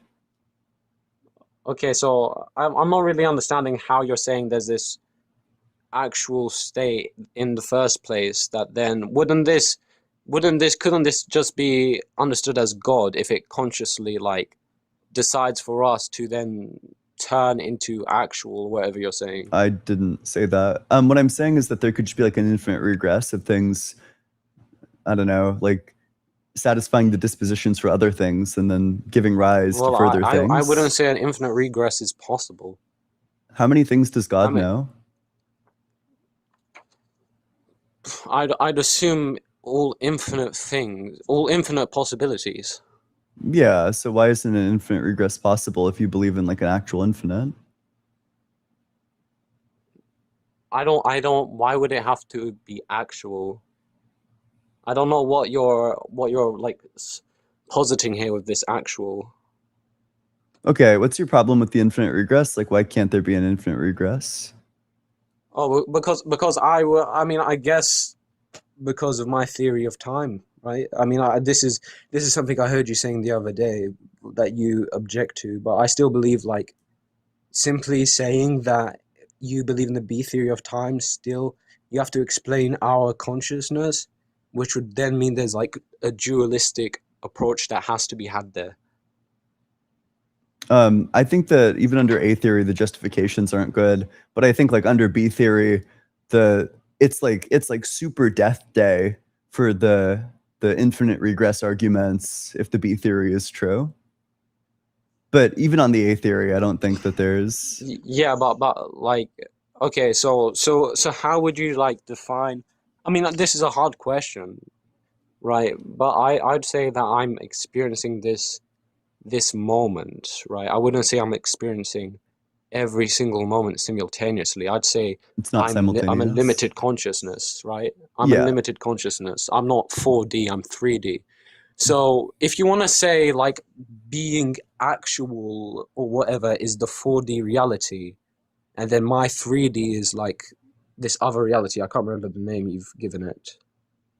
Like worm theory? What was the name? Sorry. B Say that theory? again, sorry? Like eternalism? Are you talking about like the view, like the view of time eternalism, the four-dimensional block exists? Or are you pretty speaking much. of like the view that what it means to be an individual in the four-dimensional universe is that you exist as a four-dimensional object, which is called worm theory? I'm kind of just talking about. I'd say it's the idea of eternalism. I mean, I wouldn't be 100% sure what you mean by worm theory. If you want to explain. So under the B theory of time, what objects are not three-dimensional objects, but they're like four-dimensional objects. Like there's the three-dimensional space that you take up, and then there's the temporal dimension too. So that's 4 dimensions in Yeah, total. this is so something that you're a confuses four-dimensional me. object, and the way that that's called, like if you picture it, I don't know, you can picture it in 3 dimensions still, but like suppose that suppose that you had like a two-dimensional thing that also had like a time dimension, and then you just sketched out its entire life, it would form like this like contiguous like worm-like object. So Okay. we exist like that under eternalism, but we only experience like single time slices.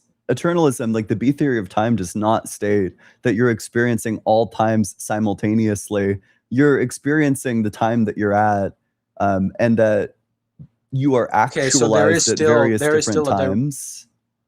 so there's still a direction of time, basically. Yeah,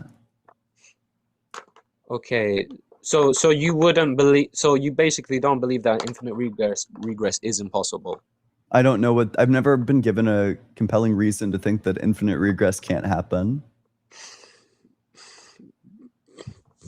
I mean, logically for me, I wouldn't concede if someone said infinite regress is possible, because I don't have any like logical basis to agree with them on. Every logical basis for me says the opposite. Like everything has cause and effect, and it's very clear that we don't have infinite regresses happen How would we know?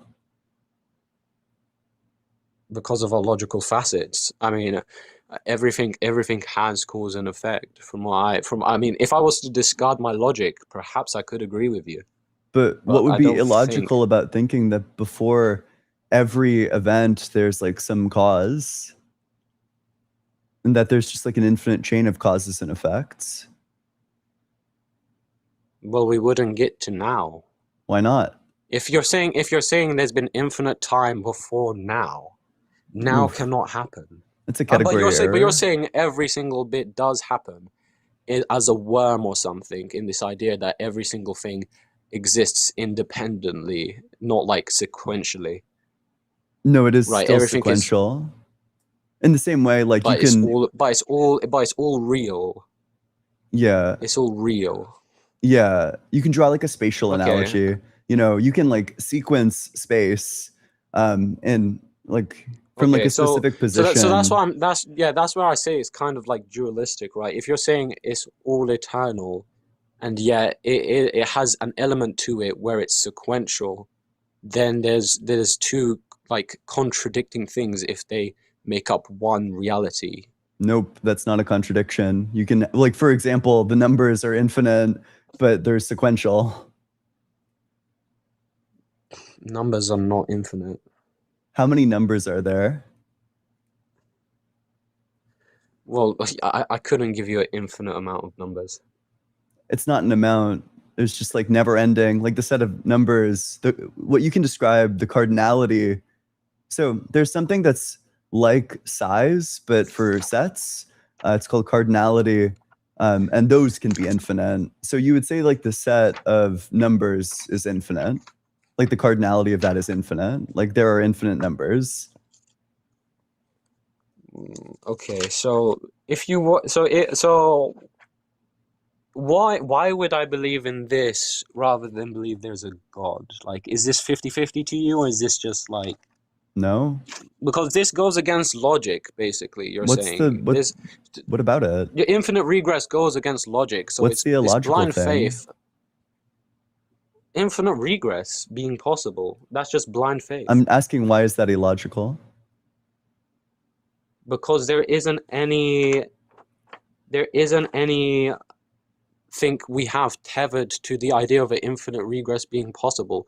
This is outside of spatio-temporal logic. This is just, you're saying it's just beyond my thoughts, basically, at this point. Are you asking, I mean, if you'd like, I can give you all the evidence that eternalism is true. And then, you know, from there just becomes no problems, right? I mean, to be clear, I asked you, you said multiple times, it's illogical. The only way I could accept this is if I discarded logic. But then when I ask you what's illogical about it, all you can say is, well, that's not my experience. Well, yeah, I'd say that is pretty much how humans come about, I haven't conclusions. experienced God. Can I discard God? I haven't experienced God. That doesn't make a lot of sense to me. I haven't experienced God. What do you mean? You haven't experienced? Yeah, just because there isn't like a thing in your experience doesn't mean that that thing can't be actual. Like, I don't think I can rule out the existence of a god on the basis that all the minds that I've ever encountered have been embodied. So you don't believe you'd say you cannot deductively say that God doesn't exist. No, You're I think you saying. probably What did you just say can. there? I don't think that you could do it on the basis of saying that because all minds I've ever encountered are embodied, because every So mind that I've you don't ever think encountered has a you brain could attached found to it it, that there on? couldn't be a god who is like a brainless mind.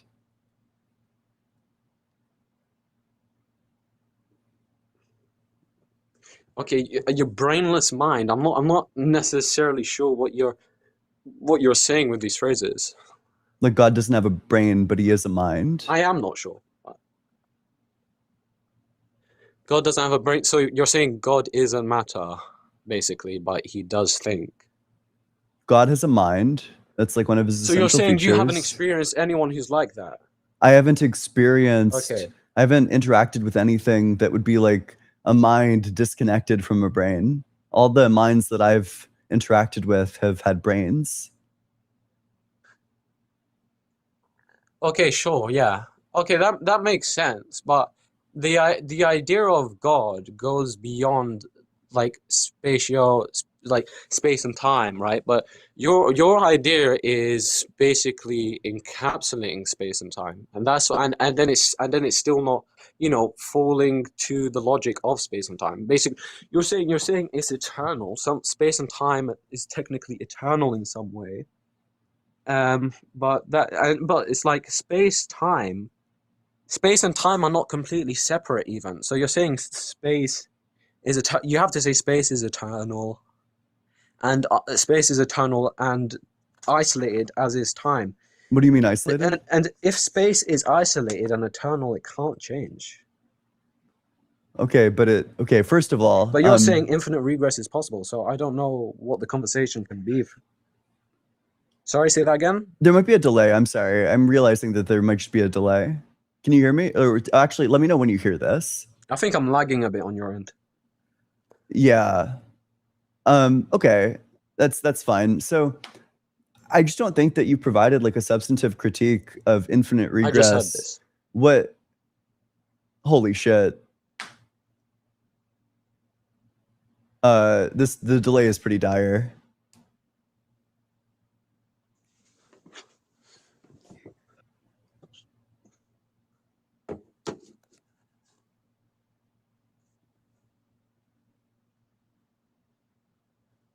Okay, I that might be ripped then, I guess. Yeah. To this conversation. If you want to come back a different day, you're more than welcome to.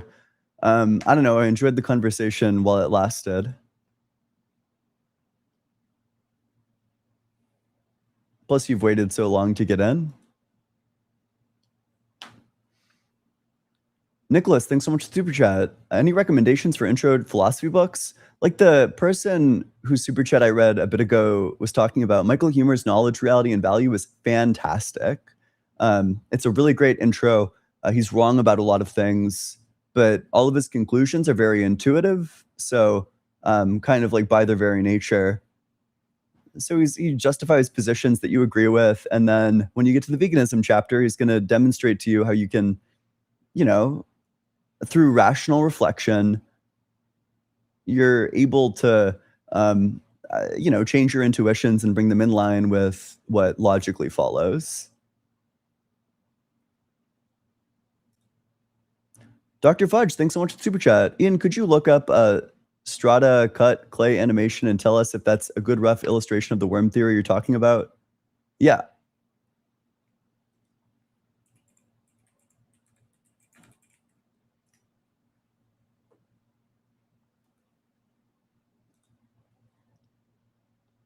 What the hell?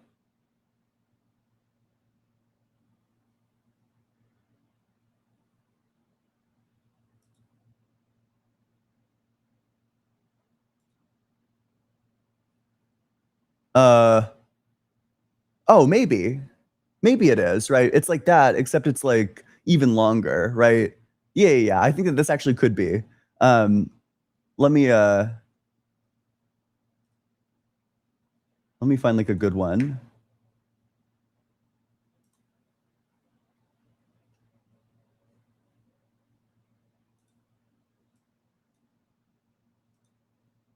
So yeah, in the sense that this is like, in the sense that there's, it's like to the side, right? But like, imagine if it was like the same thing, but like stretched out and extended, and then is at like different points of space over it. Yeah, like that. Yeah. That's like basically the view of like what objects are under eternalism, is that you think the entire timeline, you think there's like the big block timeline that exists, and then you think that there are like these worm objects that exist inside of it.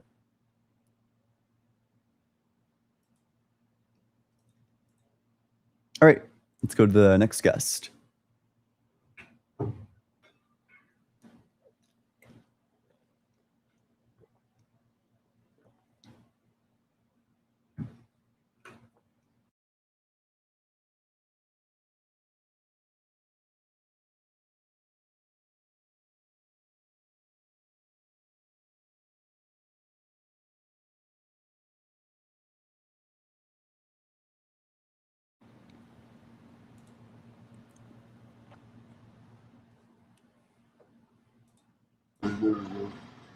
Hey, how's it going? Hey, how are you? Doing well. How old are you? Doing well. Yep. Oh, sorry, but how old are you? I am 47. Yeah, what religion? I believe in the Messiah.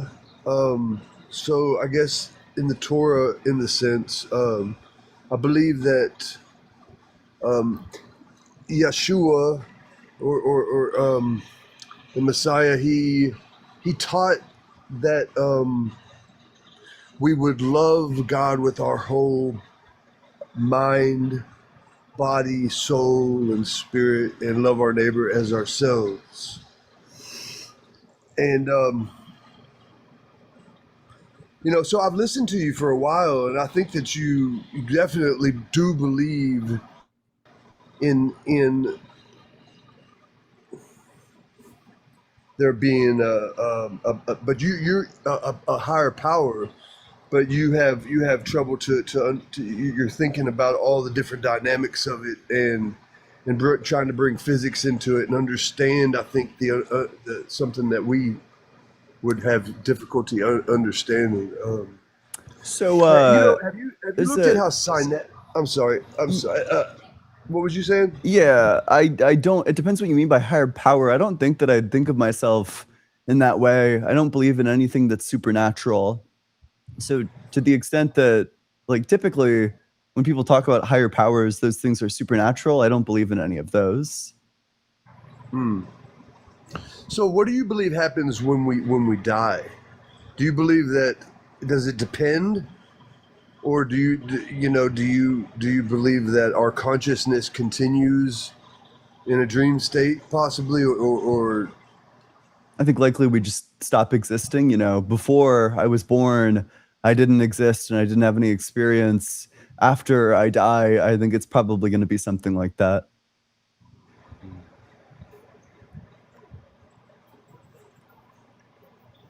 Have you looked at how synaptics, when Doctor there was in Japan they studied. I'm sure you're familiar with how the crystalline structure of like the word love, and how the word love and the word hate can have different dynamics and impressions. I've never been less aware of anything in my entire life. I have no idea what you're talking about. So when you grow plants, for instance, Yeah. if you were to look at a more simple version of it, or mushrooms, when you speak negative, like hateful words, or if you write, they even have written the word, and it will cause the mushroom to mold, whereas or the plant to thrive less. I don't know but with synaptics, Dr. Emoto Masuri, I think is the name. But he would use they would instantly freeze. He would freeze water, and the word love would have impressions of a beautiful crystalline structure like a snowflake, whereas the word hate would blob up. There's been a lot of different studies like this. What the heck?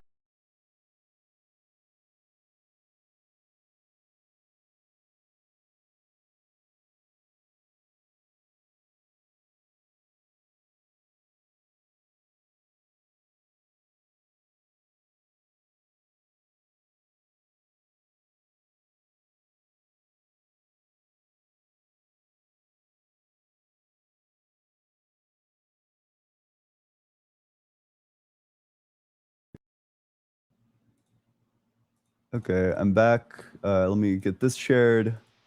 Let me get this shared. Let me get this shared.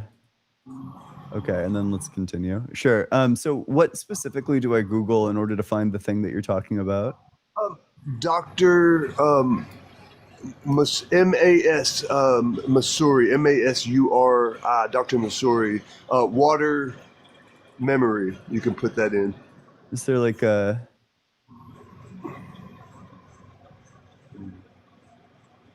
And yeah, you'll see like snowflakes with, or classical music leaves a different impression than like some rock music, like different frequencies. And I guess it's the word.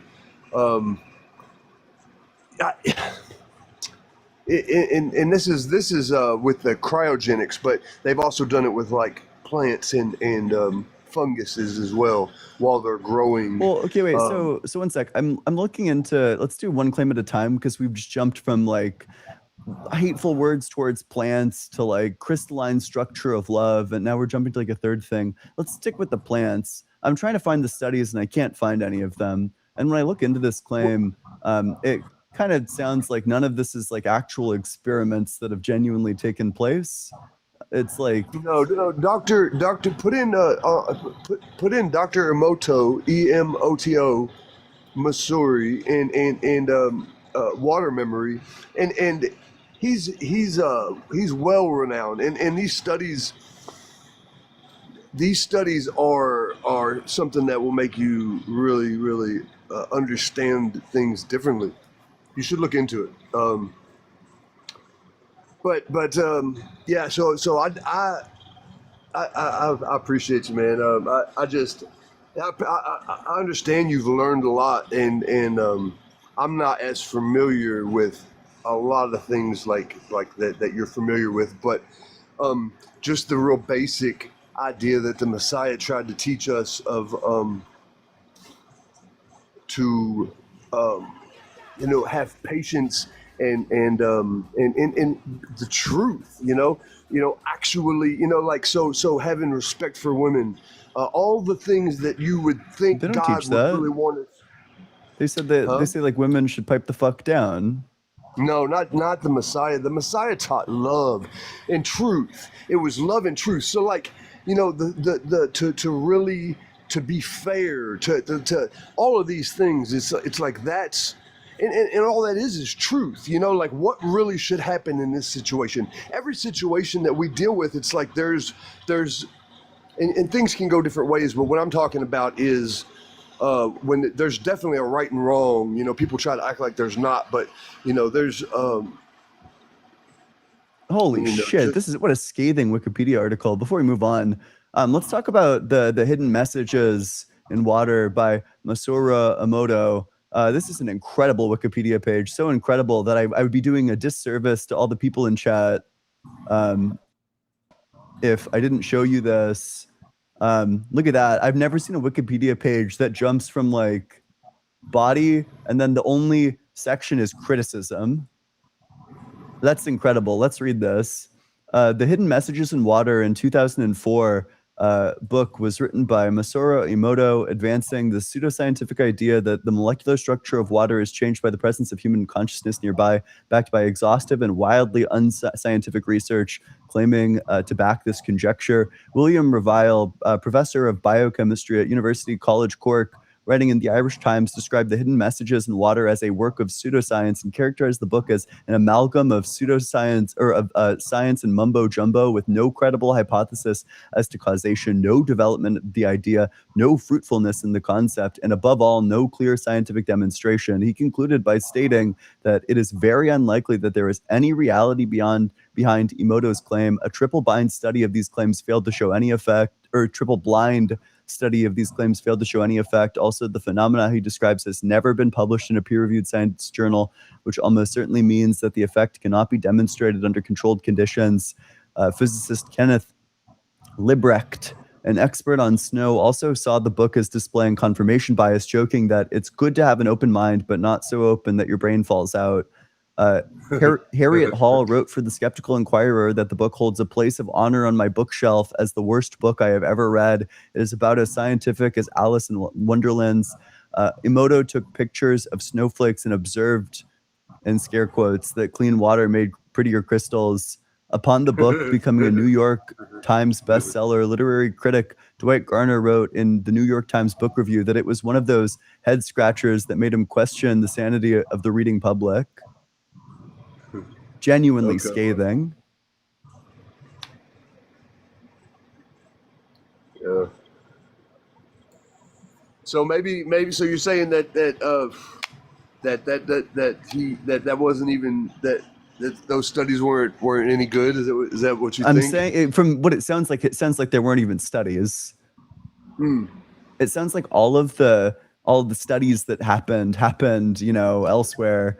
They failed to find any sort of evidence of this. That apparently there was like a triple blind study, which is like how you would be doing this if you're interested in studying it, and it found no effect of this whatsoever.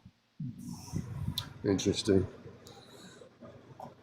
Well, I apologize to everybody if that in fact is not true. I don't know. I guess I don't know. I wanted to just tell you that though that love and truth, man. That's what I believe. In. I think those things are real. Yeah, definitely. I just don't know why I would think that God is real is kind of the thing I'm trying to get clear on. Well,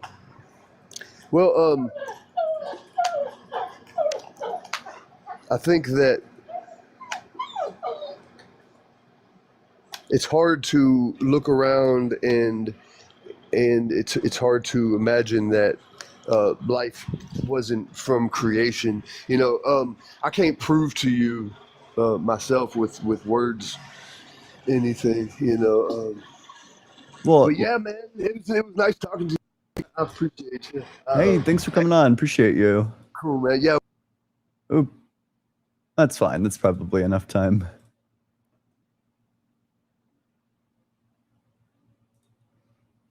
Relax with Russell ASMR. Thank you so much for the super chat. God is the master of life and death. In Matthew, he resurrected a bunch of saints when Jesus died. I want to say he could do the same for victims of mass shootings, and this allows him to help using miracles without impeding free will. That's true. I mean, I don't know. There's just like a ton of contradictions. Like he kills people all the time, so it seems like God could kill without taking away free will. He does indeed resurrect people, so he could do that without impeding on free will. It just seems like they could do a bunch of shit without impeding on free will. I don't know. I'm becoming like increasingly skeptical that I think that either God knows what you do because you do it, or you do it because God knows it. And if God knows it because you do it, then God's knowledge is dependent. And probably the theist doesn't want to say that God is dependent, but that leaves them with saying that you do the action because God knows you do it, which means that there's no free will. So it seems like either God is a dependent being or there's no free will.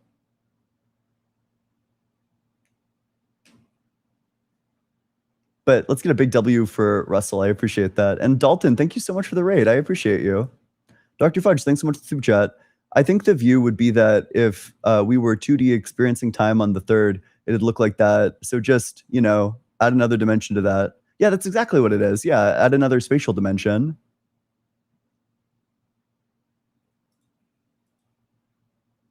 All right, let's get the very next guest. If you're in that guest request box, you got to be 18 or older. You got to believe in the God of the Bible, Torah, or Quran. You can also be a deist. That's fine too. Hey, how's it going? Hey, what's going on, Ian? Yeah. How old are you? 46. Yep. And what religion? I'm a Christian, follow Jesus. Yeah. What makes you think that God exists? Well, so many things. I mean, just simply put, from a logical standpoint,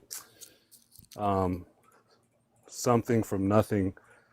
I just have like one of the last guys said, I almost feel like I have to abandon logic to draw that conclusion. That's And very interesting, but it's not what I believe. I agree. I don't think that something can come from nothing.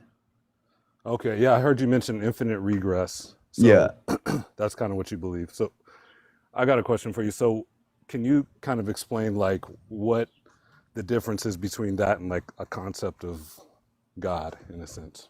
Sure. Yeah. Infinite regress is going to hold that before every moment. It's just a subsequent moment that gives rise to the next one. Whereas God is going to be, like some transcendent, ultimate mind that from which everything depends on him. So these things are just like very different. The infinite regress takes place within the universe. God is not within the universe. God is independent. The infinite Yeah, regress is going to be yeah. like an infinite series of like moments that depend on the moments that came before them.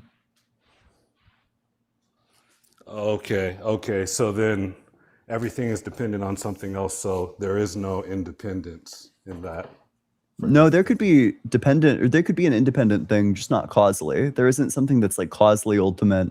But maybe you want to say that all of this stuff is going to be like grounded in the wave function of the universe, or grounded in like the space-time fields or something like that. Okay.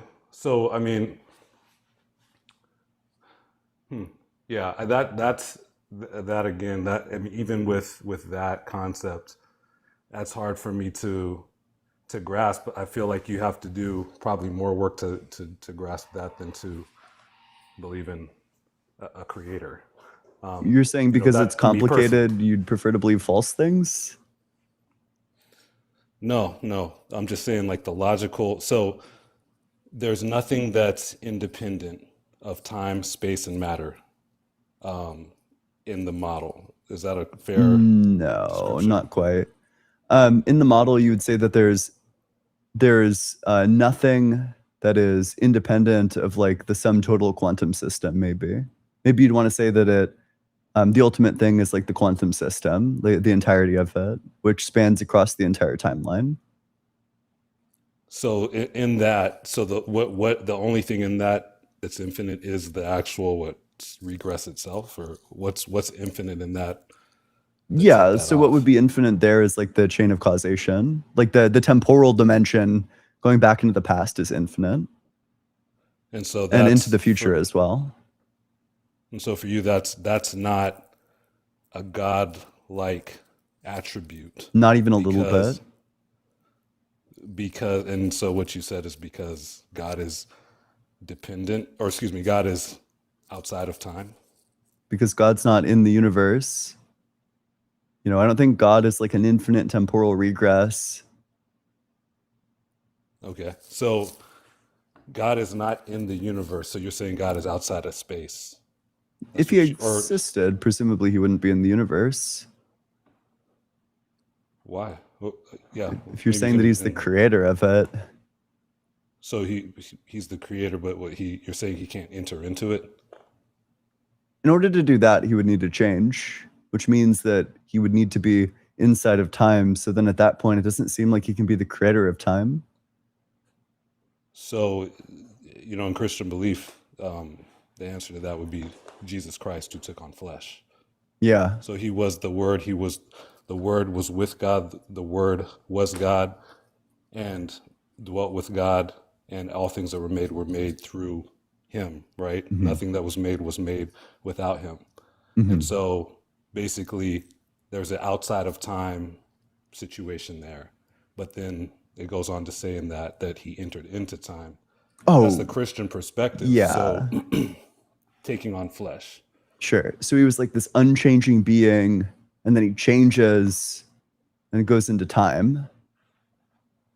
So he's this unchanging, changing being, basically. Unchanging, changing being. I mean, so you're saying that because he entered into time, he changed because he took on flesh? Yeah, indeed. That is a change. Yeah, absolutely. What changed about his so yeah, I mean there's so what changed about his nature Did then? I make the claim that his nature changed? I don't think that that's the claim I made. I think that the claim that I made is that the individual changed, that the entity Jesus or the Son changed from being atemporal to being temporal, from not having flesh to having flesh. Yeah, I kind of think I'm following, but I'm jumping to some conclusions because I'm trying to fill the gap in. So you're saying that so you're not saying his nature changed. Yeah. You are saying his nature changed. I literally said so you're No, no, saying his I'm nature not. I'm changed. not saying that his nature changed. So You it's are not. okay. Yes, Okay, I'm not gotcha. saying that. Okay, so then can you specifically say what changed Yeah, with him? he changed from being outside of time to being inside of time. He changed from not having flesh to having flesh. You know, he changes from not knowing um, that he's Jesus living at this specific time to knowing these things. Okay, so I guess so maybe it's more of a perspective thing. From our perspective, being creatures that are bound in time, are you saying basically? It seems like that you're saying that the way that things unfolded reveals to you that there was a change from your perspective because you're living moment to moment just like I am, and so one moment to you that looks like, and you look at somebody or Jesus or whoever, if you look at something and then you see what you perceive as a change in the next moment because you're bound by time as I am, then that, in a certain perspective, that's a change from our perspective. But is it truly a change? Is the question. Yeah, it is truly a change, right? You know, I think that our perspective can be in line with reality or out of line with reality. You know, maybe you think everything is subjective. I disagree. I think that there are certain objective facts, and that if something becomes different, then it changed. You know, if you have this thing, the Son can't be both out of time and in time. That's a contradiction. The Son can't both not have flesh and have flesh. That's a contradiction. So if it goes from one state to the other, well, then that's a change. You know, change just Okay. means that it became different. I mean, I agree with you.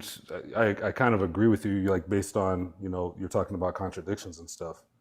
But I'm also saying that maybe there's not a contradiction there. It's just more of a perspective thing that makes it seem like there's a contradiction. Maybe you're jumping to a conclusion that that there's contradictory things. Like, for example, maybe you've heard this analogy before, but when you have a dream, are you inside of your dream or are you in your body? Like, where are you actually at? Like your Or are you in both? experience? Like just if you have a dream, that you swear is real, while you're having that dream, where are you? Are you asking like the So body or I'm asking like the just pure in experience? Like in I don't any. know, the experience is happening within your mind, but then your body is spatially located. And of course, like your mind is inseparable from your brain. So ultimately, where you are is just in the universe. Okay, so then your dream is inside of the universe because what? Yeah, It's ultimately, okay. yeah. Okay, so why would you say that? Like, it's in the universe, and I kind of agree with you, but I want to understand, like, why would you say it's in the universe? Is it because you're saying it's in your mind, or what? Yeah, because your dream is taking place. Like what you're experiencing, it's all happening in your brain. And then, your brain is located in the universe, so then the dream must also be located there. So we seem to have a contradiction here. You can maybe help me figure this out. So the sun goes from being outside of time to being inside of time. If the sun goes from being outside of time to being inside of time, then he changes, but God cannot change. Which of these things is false? Well, so let's see. The Son of God goes from outside of time to being inside of time. So I don't necessarily, I can't necessarily say agree to that first statement, because in the Bible, in the Word of God, it says that Christ holds all things together, and that includes time. And So yeah, let's isolate this premise. So I don't know, where did the sun exist? In the year, I don't know, 1000 BC, did the sun exist? the Son of God, or are you talking about the actual, like the? Like the sun? Like the Yeah. yeah. But where did he exist? When did he exist? Oh, the Son of God. Well, he always has been. Yeah. So he always has been, meaning that he's an eternal person. Yeah, sure. Godhead. So has he been there even when time didn't exist? Yes. Yeah, so then in the state where the sun exists but time doesn't exist, is the sun in time? Well, time doesn't exist, so no. Yeah, exactly. You can't be in time. Yeah. And then when time does exist, at least in like the year 20 AD, is the sun in time? The Son, he enters into time, yes. Yeah, so then he goes from being outside of time to being in time. So you're talking about his body and his humanity, yes. Just like the entity. Whatever the sun refers to is the thing that goes from being not in time to being in time.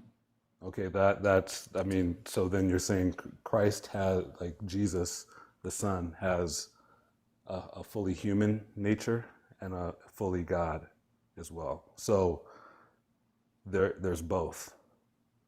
So the issue is that that's kind of gibberish.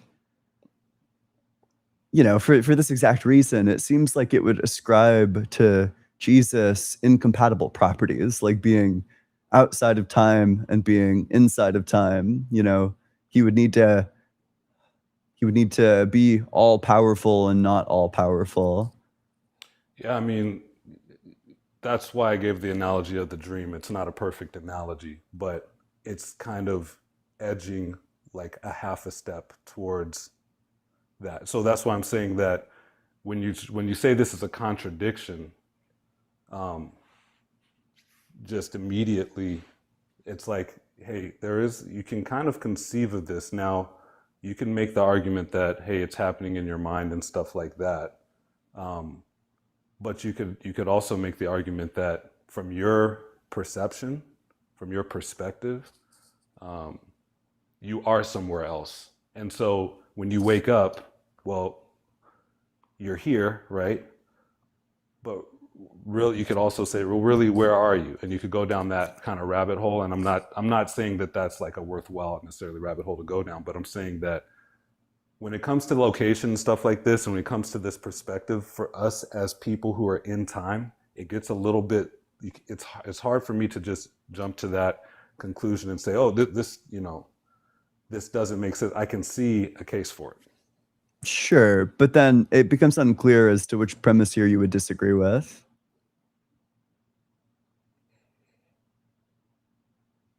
So we talked about one. It sounds like you kind of agree with one, actually.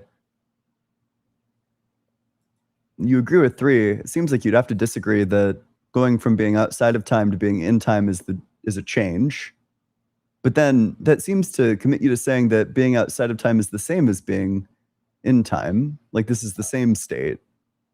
I think that God didn't like, or Jesus didn't change in the fact that he's always been the Son of God. He's always been the second member of the Godhead, but he took on flesh. And so, is that changing his divine nature? No.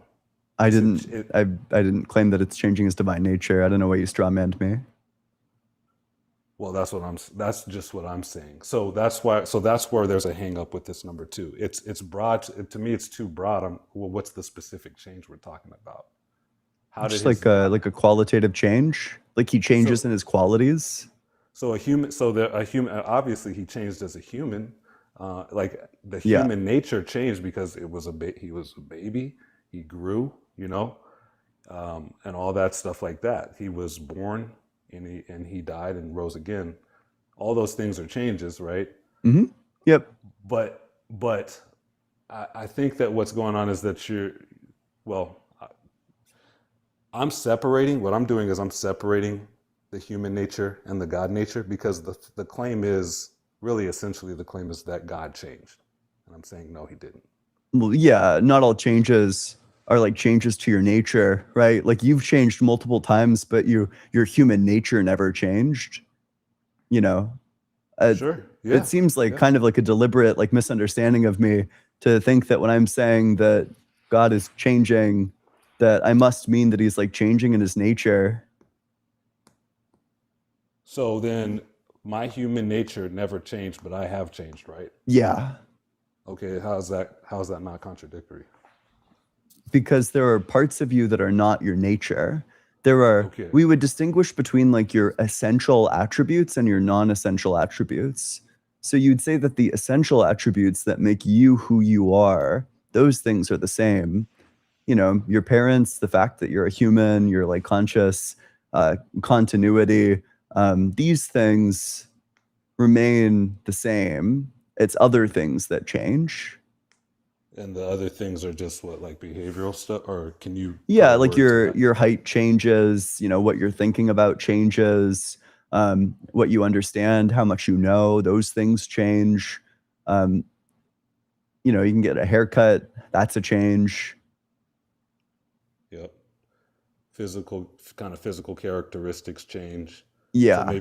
maybe like hardware versus software. Like the hardware is changing, the software is the same, to put it simply. Something like that. Am I following you? Maybe, but there's like that's true of everything that I've said, just because, we're looking at we're looking at specifically like physical beings, but you also want to say that there's like identity changes that have taken place, that there was like some change whereby you didn't exist and then you did exist. That might not have been like a physical change. Instead, what that is like a metaphysical change, and there are physical changes associated with that, but that's like a coming into existence sort of thing. So then for me, because I'm in time, you can kind of break me up into parts because I'm literally living my Yep. life step by step. Yep. But there is a part of me that's just not changing. Yeah. You'd want to say And I like your mean, essential characteristics are not changing. so can the same be true about God? Because that's kind of essentially what I'm saying, is that there is something that's not changing, right? Not But if you want then, God to be outside of time. Then God can't well, undergo any intrinsic change. right, God cannot, right? But if God takes on flesh, Jesus, now he's in time and he has a human nature. But that's an But intrinsic change, which he can't do. intrinsic change to, but see, like I think that how are you able to make that jump that that's an intrinsic change? Are you saying like are you breaking up God into parts? Are you saying that like how are you parsing that apart? Because like earlier you said that there's a part of me that doesn't change and a part of Mhm. me that does. So you kind Yeah. of broke me into parts, right? Yeah. We could call it hardware and software, but to be really, broad strokey about it. But so you broke me into parts, and that's fine You're because in I time. can't. Yeah. Yeah, I'm in time. So when you have Jesus come into time or take on flesh, as the Bible calls it, then he has a human nature that is in time, Yeah. And here's the right? problem is that when you're outside of time, you can't change. In order to do any change at all, you would need to be in time. So, in order for Jesus to change in the first place from being outside of time to being in time, he would already need to be in time, and he's not. He's out of time. Well, okay, so maybe that's so when you say he's outside of time, you're kind of saying like almost like here's this place called time, and then there's this place called not time, and Jesus is in that place called not time. What And I'm then there's this saying when I'm saying that he's outside of time is that he doesn't exist within like these like temporal like before and after relations. He isn't yeah, at like these everything. distinct moments. Maybe you want to say that there's only like one moment and it's like his eternal moment. Hmm. Yeah, right.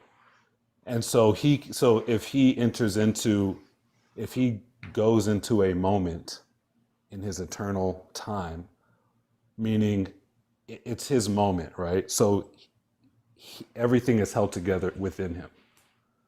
So there's not a separation between him and time in the sense of like how we look at space.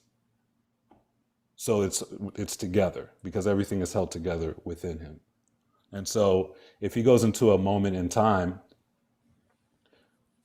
and takes on humanity to be able to do that, then he's still tethered to eternity in his God nature. If he's broken, if he's broken, if you're saying that like he has to abandon his God, like I guess I'm trying to figure out what about him has changed that in your eyes. I mean, I'm saying that he's put on humanity, so he's 100% a human being, but he's still 100% God. That would be 200% of something. Is his humanity identical to his divinity? Is his humanity identical to his divinity? Yeah. No. Did It's you say not. no? No. Yeah. Then it sounds like he would have to be like 200% something. Why? Because you're saying that he's 100%. like 100% one thing and like 100% like another thing. Yeah, I mean that's that's a paradox. That's not a contradiction. No, paradoxes are specifically self-referential statements. Like, for example, this statement is false would be a paradox. That just is a contradiction. When you have, you have this like 100% human and this 100% divine being, but the humanity is not the divine being. Right. It's two natures. Okay, sure. But then at that point, you're not saying that like 100% of him is human. It is 100% of him is human, and 100% of him is God. It's not. You're partial. So you're splitting him apart. I think that's where we're missing each other. You're splitting him apart. And maybe that's the whole issue. Is that, like I said, it seems to be a perspective thing, because if we're both bound by time, we're gonna have a hard time, like infinite regress, right? That like these concepts, when you're in time, these concepts, you're kind of limited to how much you can figure it out based on your place in time and in space, because you're used to being in a certain location. And that, again, that goes back to why I'm bringing up this whole dream thing, is because you can kind of conceive of a situation where you're in two places at once. Now that's contradictory, right? Because we're bound by time and space. I don't think that you're genuinely in some different place when you're in your dream, though. I don't think that's contradictory. Also, I mean, I don't know if you're aware of this, but like the dream's not real. What you're experiencing isn't an accurate reflection of, what's actual.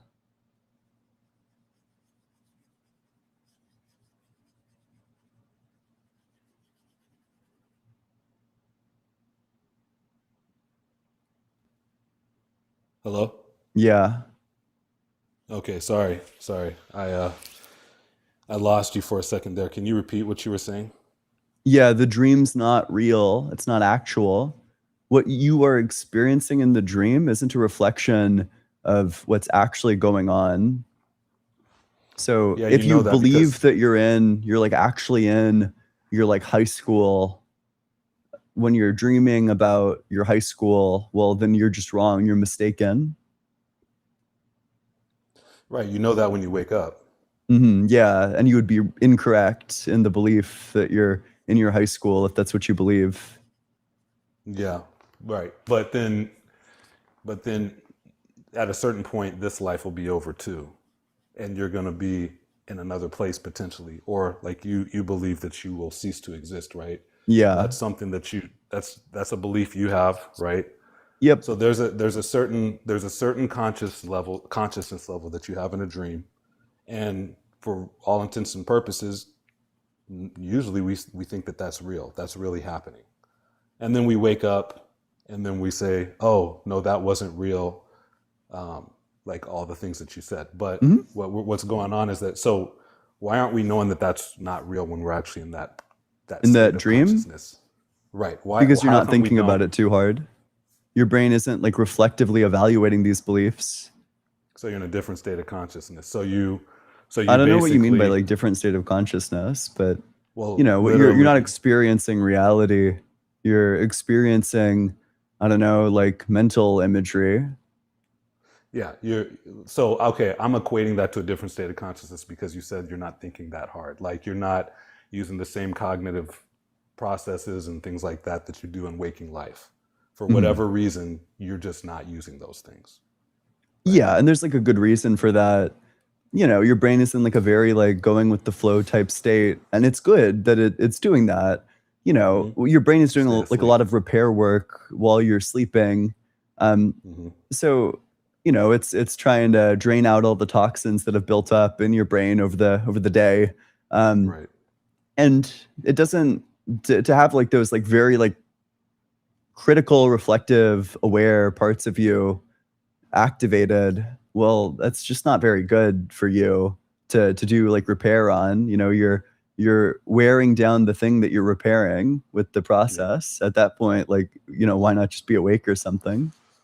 Yeah, your body kind of puts you into this different state so that you're not waking yourself up with all this critical thinking and, or not over analyzing, but hyper analyzing stuff because you need to stay asleep. You don't need to be waking up every time something doesn't make sense. So to me, that's perspective. You Um, could call it consciousness, you could call it, hmm. but that's what it is to me. What do you think? Yeah, I think I agree with that. Although I think what I'm saying is that, you know, the regions that are getting so you dream during your REM cycle, and there's different parts of your brain that get repaired during different slight cycles. So the parts that are getting repaired during REM are not getting used very much during REM. They're getting used like comparatively less, and that just makes sense. Hmm. Yeah. So when you're in that state of being, when you're asleep, then that's what's going on. And so you're not able to necessarily tell the difference between what's happening there and a truer reality. Obviously, it's happening in your brain. You could probably still argue that it's somewhat tethered to reality. Like there might be some crazy things that happen in there, but Hmm. In the it's same way, like it's hallucinations are, yeah. it's what? In the same way, like hallucinations are real, yeah. Right, exactly. So it's a perspective thing, and so when you basically wake up, then you're in reality. You're in probably as real a perspective as you're used to, right? Sure. Um, so So then I think that I'm assuming that what you think is that this reality, the way that we think, the way you think, the way I think, the way humanity thinks, is the ultimate perspective. It's the ultimate, I guess this is probably what you would consider getting close to objective truth, like this reality that we live in. I mean, I think things go like way deeper than this. No, I think that, for example, that the universe is ultimately grounded in like some sort of like quantum system. I think that there are lots of like unintuitive things about ultimate reality and about like the quantum realm. But I mean, well, I guess yeah, that it's not quite what I think, but certainly I don't think that there are like spiritual things. I don't see any reason to think that, and I don't see any reason to think that I'm gonna have like an experience after I die. Yeah, yeah. Well, it's interesting that you say that. Like, and I even like, I mean, you obviously can't see me, but I could see you, and like, seems like your eyes kind of lit up when you started talking about that. And I don't know, maybe there's some genuine excitement there, it seems like. But then just like you just said in closing with that statement, you don't see why there's a reason to go to a spiritual reality in all of those deeper things. And like I don't know, I mean, like what besides the logic, is there any other reason why that jump is hard to make like that? Because if you can kind of attach to infinite regress, right? That's a big concept, and I don't think that that's simple. Even though like you might think otherwise, maybe you're just way smarter than me. But I don't think that that's a simple thing. I think that you have to have a certain level of just kind of confidence, faith. Oh, no, I Confidence. don't know. Yeah. No, I don't think that that's like an article of faith. I think that we have good reasons to think that it's true. All the arguments against it are really bad. And Not blind sometimes faith, reality though. is complex. If reality, I don't think a thing being complex is a reason to not believe it. I think a thing having no evidence or being like demonstrably false is a reason to not think it. Yeah, I mean, and I'm not saying faith. When I say faith, you might import some meaning into that. You might Just think like a blind belief with faith, no evidence. right? So faith in fide, that means with confidence. Oh, well, Confide, faith, yeah, then faith. this would just be So like equivocating on the term. In a religious context, faith refers to believing without evidence. no, it doesn't. Yes, That's it not a does. I Christian can belief. look up the definition for you. Yeah, go ahead, look it up in the Bible. What is faith? Well, I can give you the dictionary definition, but Well, isn't the in the Bible, yeah, isn't it like belief in the things unseen and like the things hoped for? that's super close, man. Yeah, something That's like that. good. It's faith is the evidence of things hoped for, evidence of things hoped for, and the substance of things not seen. So it's not blind. You have to. I mean, we're all living by faith to a degree, Is even there though any that word evidence is there evidence for what? for God? Yeah, there is evidence for God, and this is the thing, right? So you have a bunch of evidence for why you live your life the way you do, and so do I, right? And so there is evidence. There now, can you prove your belief system to me? No, you can't because you're Which one? finite. Wait, which part do you want me to prove? Can you prove anything? Can you Yeah, prove anything? yeah. Yes, I think that proof. I'm going to define proof like this: 100% without a shadow of a doubt. Yeah, you can prove lots of things. Okay.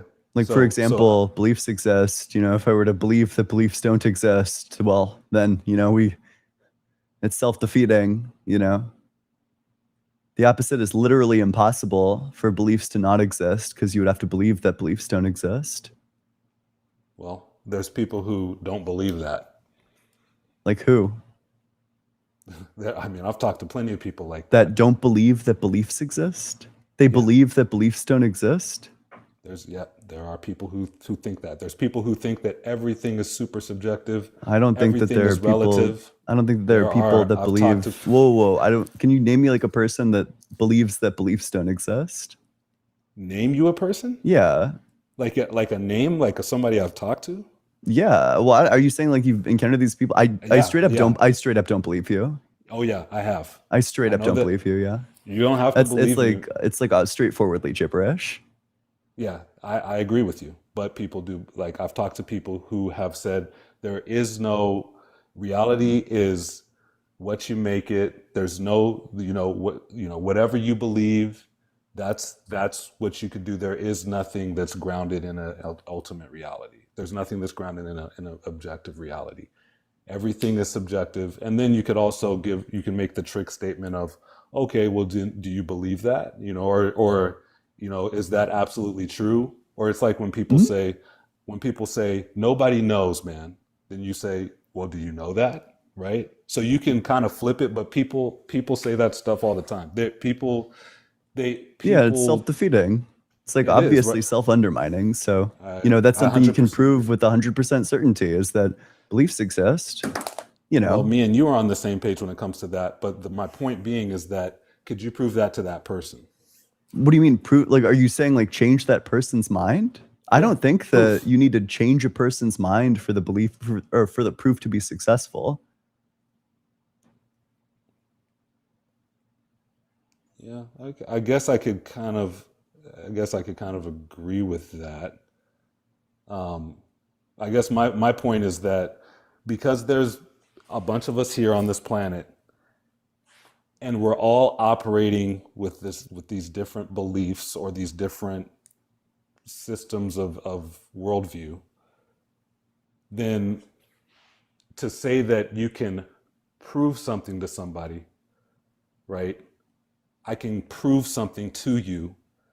To me, that implies that they are going to then, after you've proven it, say, yes, that is true because you've now proven it to me. Oh, no, I don't think that follows. I think what proof means is that you're presenting something that if the premises are true, then the conclusion must also be true and the premises are true. Now, Yeah, if they don't agree that they accept the premises, they accept that if the premises are true, then the conclusion follows, and then they reject the conclusion. Well, this person's just living in cognitive dissonance. I don't care what this person thinks. The proof was presented, whether they like it or not. right. But in that person's mind, there's something that's blocking them from that proof or that truth, right? And so who's to say that same thing's not blocking us? Because Because if they haven't we presented any proof. They haven't presented an argument. Their premises aren't true. The conclusion doesn't follow from the premises. but then it like says who, right? Says you, says me. We would need to get Who are into like we? a specific argument. I mean, if you have like an argument that establishes this, if I accept the premises and I accept that it's valid, then I would need to accept the conclusion. I agree with you. I believe that we have a God-given faculty called reason and logic, right? And so if I don't believe that that's been given to, like, let me try to simplify it a little bit even more. So I'm assuming that this other person I'm talking to is operating within a realm of logic and integrity, like integral logic, let's call it, where it's like, hey, if it doesn't make sense, I'm going to abandon it. If it doesn't follow logically, I'm going to abandon it. And I believe that because I believe that there is a pure and perfect logic that has been endowed to humanity. And although our logic is now flawed because of sin, because of corruption to the original design, right? We still have that fingerprint of that logic, that gift. You got any Some evidence? Yeah, and to be clear, I'm not asking you to prove this, but you have any evidence that it's true? that what I just said is true. Yeah. Well, so we're having this conversation now, obviously, to like agree to be able to even agree on what language is in such a quick way with one another, and to be able to have a discussion, there has to be a basis for that, let's call it. Um, so that points to the potential of a set of just objective logic that is almost like hardwired into us, and that can be degraded in time because of because of other things. Like, we also have a will, and we do things that are illogical because we just feel like we want to do it, and we want to have sensations, and we blah blah blah. But there is something in there that is grounded in just objectivity, and Why does that so need God? yeah, like, No. Why? wh- Why would that need why God? does it need God? Yeah. So, Why would we need God in order to be able to have things like logic? well, so let's do an anti-argument. So, how could we not, without an ultimate, it being grounded in the in the most ultimate being, with the most ultimate reality? So, for example, if you talk like, what if we just evolved with this, right? But it's unguided processes that produce this mind. Okay, how can I trust it? That goes back to the same thing we're talking about. How can you prove anything to anybody if we're all just kind of randomly bits and pieces put together, trying to communicate with one another, thinking that we're doing something, right? How can we even trust our own minds in that point, at that point? Mm. How can you trust that God gave you your mind and reasoning faculties? Wouldn't you have to use the reasoning faculties that God gave you to arrive at that conclusion? In part, yeah, for So, sure. okay, sure. So then you have no problem with like circular justifications. Then the atheist can say the same thing.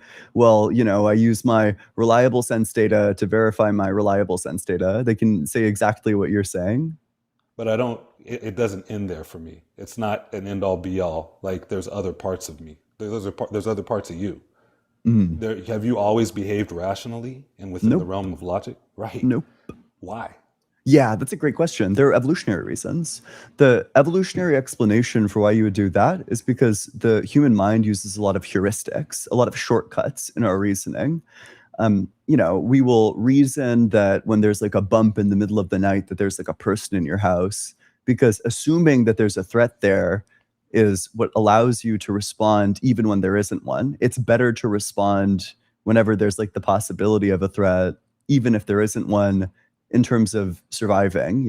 When the bush rustles and you assume it's a predator and run away, you survive more than when you don't assume that it's a predator and it turns out to be a predator. So our brain is riddled with cognitive biases, and for that reason, we oftentimes have flawed logic when we're making snap judgments, but we also have the ability to reason through things more carefully. Yeah, that's good for like that scenario. I agree with that, and I mean, I think that even in that moment, you're still using logic. Now, it may be with limited information, right? So now that goes back to a perspective thing, like I was talking about. You have a limited perspective. You don't have all the information, so you make a snap judgment, like you said. Totally agree with that. You're still operating within logic. You can't know, like, everything we do. We can't know everything, and so everything we're making is kind of a snap judgment. If that's what you define as a snap judgment, to some degree or another, it's all snap judgments, because you kind of you're making decisions based on the amount of information you have at the time, right? So it's all could be argued as under this umbrella of snap judgment to a degree, maybe. Right? No, I'm specifically speaking of like reflectively thinking through it in like a more slow, deliberate way where you're actually trying to piece it apart, as opposed to something that's like near instantaneous coming to conclusions instead of like thinking through the conclusion. Like, if you ask your mind to generate an answer to a question instantly, it will. Your mind will use heuristics to develop an answer instantly. But you can also develop an answer by thinking through, by like piecing the question up and by thinking through the components, by recognizing these cognitive biases and going slow. So the human brain is capable of operating in both modes. Sure. I mean, I agree. My only point is that I like, so I'm not saying that like we've done that before, right? And so then you kind of learn from that as part of the learning experience. You say, okay, every single thing that goes bump in the night is not a lion or whatever it is. Mhm. You start to learn over time, okay, I can ignore that. I can stay asleep, and stuff. So, you know, we learn. So, but I'm saying, I'm sure that you have done I'm sure we've all done something where we go into it logically saying, this is the wrong choice to make. This literally is the wrong choice to make. I'm going to do it anyway. So we're not just, so my point with that is to go back to what you were saying about the atheist having a logical, like basically using this kind of like brain that's been quote unquote evolved that we can't trust because it's an unguided as evolution is an Whoa. unguided process. Whoa, I super don't grant that you can't trust your brain. There are circumstances where you should be skeptical of the answer that your brain has produced for you. Okay, that's good. That's good. So, and so that's what I'm kind of saying. What I'm saying is that when I make decisions, like for example, when you said, "Hey, you giving evidence for God, aren't you using your brain? And is your logic flawed? Can't the atheists kind of say the same thing for when they use their brain to have evidence against the existence of God?" And I'm saying that, well, I can give other reasons beside that are outside of the realm of logic for why I believe in the God of the Bible. So I can give emotional reasons, experiential reasons. You know, like it's not all logic. It's not all, you know, if somebody says, "Hey, why do you love your husband? Why do you love your wife? Why do you love your kids?" You can give a reason for that, for sure. But then there's just part of it that's outside of reason. And the Bible says that we love because God loved us first. So you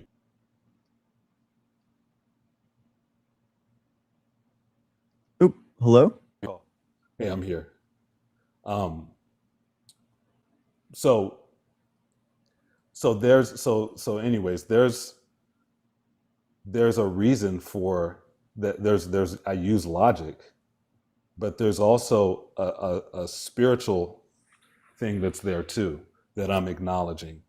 And you would say you would say that you don't acknowledge that because you don't see any evidence for it, is what I'm assuming, right? Yeah, but I do also want to just make sure that we're tracing the conversation as it unfolded just now.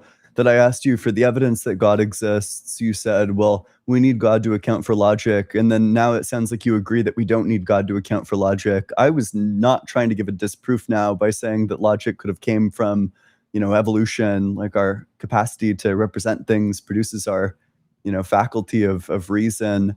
That's not supposed to be like a disproof of God. What that's supposed to be is an accounting for how we have logic without God. So it seems like indeed we don't have evidence for God's existence. Like the first piece of evidence kind of didn't get us there.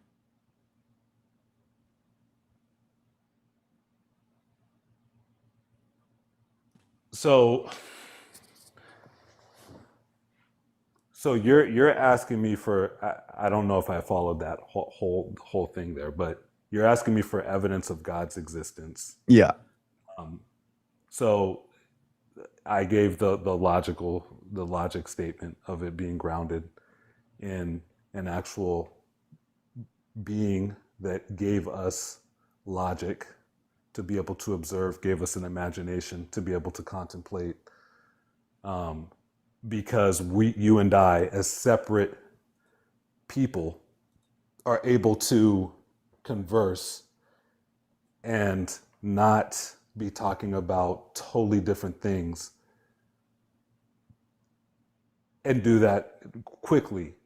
And I don't take that for granted. I think that basically that shows that there's something inside of you and I both that agrees. There's something inside of all people that agrees that this is how we do this, and the only reason I can't attribute that to anything but God, who says that I'm going to endow man with this ability to be able to reason with me and reason with one another. So So you're saying that, and you're saying that you don't grant that evolution produced our logic. no, it doesn't seem like you have a reason. So, okay, first of all, no reason to think that it didn't. Second of all, a good reason to think that it did. Logic comes about just by being able to represent things in your mind, represent like propositions in your mind, represent like states of affairs in your mind. You're able to picture it. You're able to like think through it, think what would follow from that. You're capable of doing all of that, which has huge evolutionary advantages. You can plan how you're going to survive. You can deliberate with your fellow humans about what to do. And here's something that the God picture will not be able to account for. You won't be able to account for this with the fall of man. The cognitive biases that we have are ones that arise strictly because of evolutionary circumstances.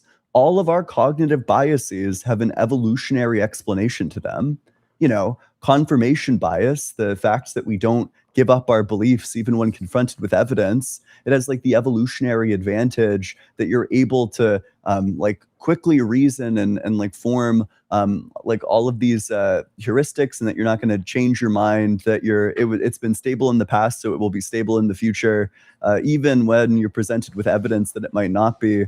And I think probably the most compelling one is the agency bias. We're inclined to give agency to things even when there isn't any. The holy shit, there's someone in my house. Whenever there's like when something like falls off of the wall, it's like, oh boy, like let's get the gun or something. There's like a robber in the house, even though there hasn't been one. This is explained by evolution, but it's not really explained. Like, why would we have that specific one? Like, I know you want to say that the fall of man is why we have cognitive biases in general, but why would we have these specific ones? So these are all in the realm of logic, right? But have you ever done something that you don't want to do? Yeah. Have you ever said like, hey, I don't want to do this, but I'm going to do it anyway?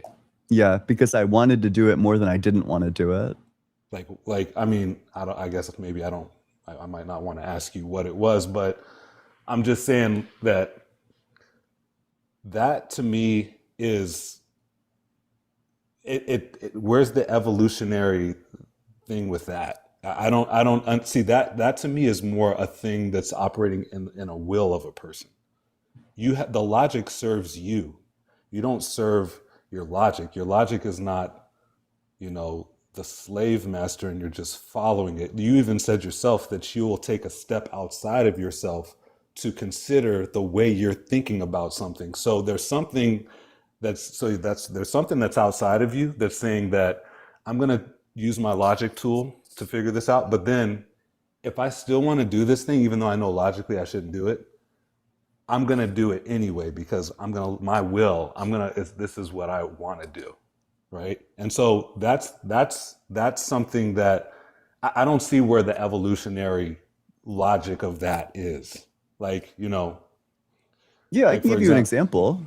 Like, Okay. When I was in high school, I wanted to ask this girl out, but I was terrified of doing that. But, I overcame being terrified to ask her out and, of course, get rejected. But, there's like a really good evolutionary explanation for both of those things. There's like obviously the fact that we're driven towards like forming relations, specifically like romantic, potentially sexual relations.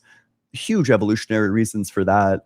And then flip side, there's good evolutionary reasons why we would feel tremendous fear to put ourselves out there, to put ourselves in potentially socially damaging situations where the outcome could be really bad for us socially. It could be catastrophic. So we have good reasons why we would both want to do that thing and not want to do that thing. And we overcome the not wanting to do that thing because we want to do it more than we don't want to do it. right. And the reason we want to do it more is because what?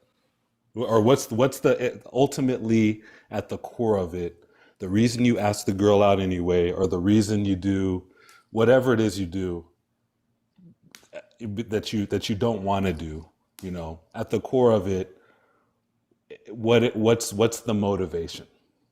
The motivation is that I wanted a girlfriend, you know. I thought that it would do all these things for me that at the time, I was like convinced are like the things that I need. But now I know are like gibberish reasons to want a partner. Right. So, and I mean, I've done the same thing, right? So then, but you just said it because you wanted it because you wanted, it was for you, right? Yeah. It's basically evolution basically assumes we're operating out of self-interest, right?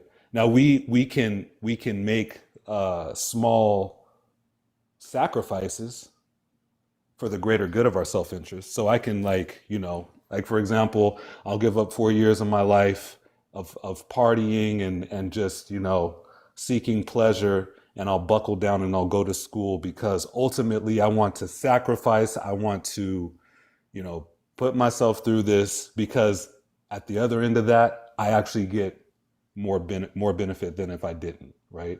Or I'm gonna go ahead and help you out because um, ultimately, if I help you out, I might feel good about myself, or you might be in a position where you have a lot of resources, and me helping you, you'll return the favor like tenfold or whatever. But at the end of it, it's all about it's like evolution basically is saying we're operating out of self-interest. We're trying to preserve ourselves, right?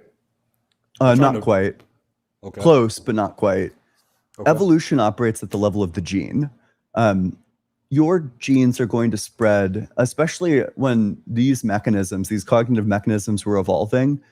Your genes were confined to a relatively small community of humans. Okay. So survival of the community also leads to survival of the gene. If you have an entire community who has some gene towards helping the community, then individuals in this community are going to that gene specifically is going to continue insofar as like one person sacrifices themselves for the other.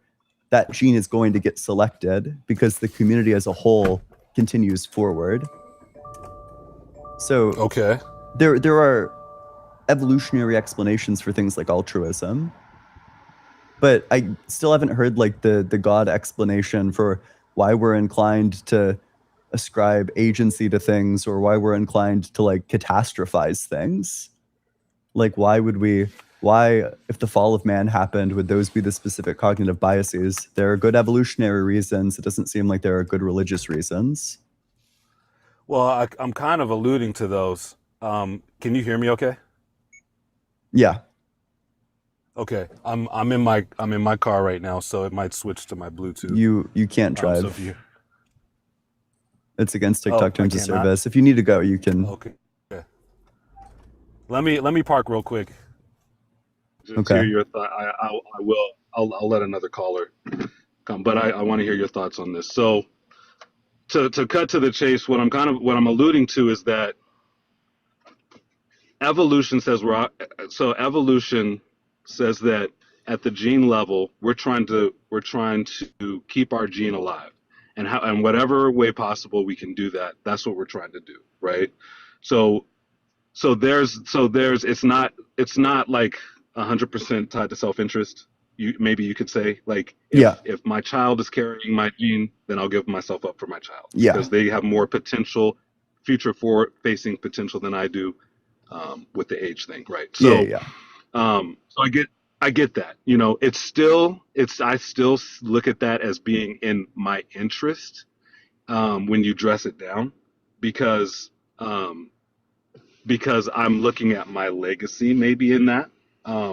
And but it's not the same as like, I will grant this, that it's not the same as me being a super tyrant like boss at work and like making the like work, getting the back, like getting up rich off the backs of other people like unjustly, right? That's a different kind of self-centered than a man or a woman who gives up their life for a child, right? So there's degrees, but I will say that I think that when you dress it down, there's still that root of self-centeredness at much of this, and so that's what I mean when we're talking about the fall. It's that. So evolution um, says that evolution is basically assuming that, yeah, we are self-interested and we should be self-interested, but I think that we as people know that that's not the way it ought to be, um, and so that ought in there is that we should sacrifice ourselves for other image bearers of God. Image bearer meaning that we were made in God's image at the beginning, and we still are, but that image has been marred like a broken mirror. So, but we still have that image, and so when we sacrifice for each other, that in and of itself is a godly thing. That's a virtue because God Himself did that and does that. And so like, for example, there are many examples of sacrifices that have nothing to do with the gene level that happen. And those are people, and you could parse it apart. Maybe there is still some self-interest in there, Like but what? Yeah, go ahead. Well, yeah, I was just asking, like, what? Like, what's an example of that? I Well, mean, like well, an actually, example would I'd be, probably agree with that, but you could chalk that up to saying that it's the logical thing to do, that there are logical reasons why you should be like acting from like a good kind of place, and that you arrived at this by being reflective, or maybe that you want to say that people part of what goes into the genes is that because humans are very social creatures, we adapt a lot to our culture and our environments and our upbringings, and that certain cultures, environments, and upbringings are going to produce people who are disposed towards acting in very kind ways. So even this comes back to evolutionary explanations. I mean, so you could say that, right? But I don't think that's the way we live our lives. Like I'm gonna tell you right now, like I've heard stories of stories of people who have given their lives, um and like you can Google this, but like there's the story of like I think it's the Hacksaw Ridge story, the guy who or yeah, I think that's what it is. But there's a guy, a World War II vet, hero, who went in without being armed, rescued a bunch of people. He was a Christian. The reason he rescued them was because from his worldview, the stakes were so high. If these guys were to die in war, not knowing God, they'd be eternally separated from him. Mm. So his conviction was so high, he went in, risked his own life for guys he didn't know. He joined the military, premeditated on this before he knew anybody of anyone he'd be saving. And these guys, who knows who these guys were? They could have been, I mean, they're at war, but they could have been, great guys. They could have been bad guys. They could have been a mix, right? He wasn't basing it off of whether or not they were worthy of being saved. He was basing it off of a conviction that that's a God-given one, that says these people are made in his image. These people are have infinite worth, and they are worth sacrificing for. And that's one example. There's examples of Well, Christians wait, who've gone so into places that's that like super easy other to account for. This is like the exact sort of like social factors that I'm talking about. If you're told that you're going to get tortured forever for not saving these people, or that it's like infinite bliss if you live a good life, obviously your beliefs are going to impact how you act and how you respond to certain situations. If you convince me into believing that there's like a person with a chainsaw outside of my door, well, obviously I'm not going to leave there. I'm responding to my beliefs in those situations. So this is all evolutionarily explainable. Well, so he didn't do it because he didn't do what he did because he didn't want to go to hell. He didn't want them to go to hell. but even that desire is something that's like socially embedded in him, that this like How? thought that it's like That's because we have empathy, we have empathy neurons, we do you have that do you I mean I don't I'm not out there doing that, bro. I don't know if you are. Do you have that level of empathy? Where does that come from? Is that just like, I'm oh not yeah, in that's evolution, wartime. yeah.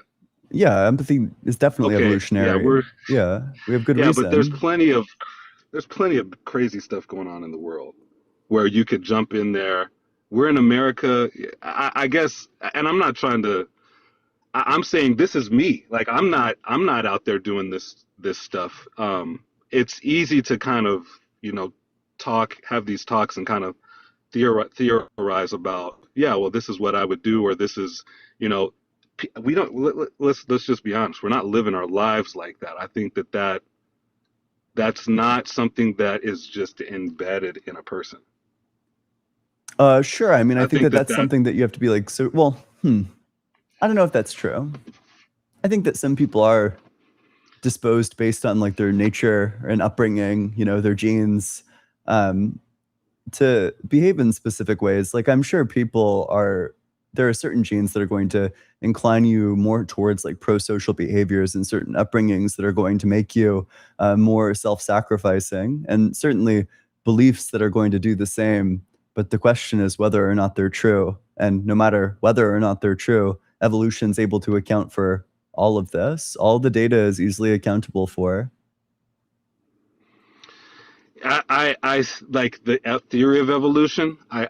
What you're saying makes sense. It's just that I don't see where people live their lives like that. Like I don't see, if you, Ian, like if you and I were having this conversation and we were in, you know, um, I don't know, like Nigeria or somewhere where people are getting mass executed for being Christians, or if we were in some obscure part of the world where people were experiencing great suffering, and we were entering into that suffering with them, saying that, hey, we want, this is, you know, this is part of our evolutionary bent, and this is why this is valuable, then maybe I would say, yeah, there's something to this. I don't see that. What I do see are Christians doing those things. And that's evidence right there. So You don't think that evolution and can I'm account for people responding to the things that they believe? You don't think evolution's capable of accounting for like acting on the beliefs or like the things that you've deliberated on and have decided to act on? No, no, Okay. I don't. I don't think that. I mean, like, look, like I said, I get what you're saying, but the level of conviction it takes, I don't think it's easy. I feel like that I feel like that with this, we're assuming that being self-sacrificing in these scenarios is just an easy thing that doesn't come with a bunch of fear. Like you said earlier, you went to go talk to a girl and experience fear in Hmm. that, or experience like, yeah. So that, think about that. Now think about the magnitude of reflection it takes to enter into a situation where you could lose your life. Not just like your kind of sense of pride with a rejection, but your actual physical life, right? Yeah. That's where it gets, like, so that's what I'm saying, is that, like, I don't think that's easy. Just the same way that you talking to that girl, even though that's an easier I thing to do agree than to, it's not easy. But if the stakes are yeah. high enough, if you think that what you have to gain is so valuable, then of So yeah, what course would it still evolution becomes say? like the rational choice, right? Like if indeed heaven is real, then that is the rational choice to do. So, if you believe that heaven is real and you're Mhm. deliberating rationally, you're like weighing things, weighing their values, weighing, well, if I do this, it achieves this level of value. If I do that, it achieves that level of value. I guess I'll do this. Um, all of this is explainable by evolution. All you need is the capacity to form beliefs, including false beliefs, and then the capacity to deliberate rationally on those beliefs and then make decisions according to the values that you think are associated there. And then you can So arrive then, at how it would be the rational decision under the framework that you should go save these people and self-sacrifice. what do you honestly think about the guy who does that? It's really being cool. that you don't believe in.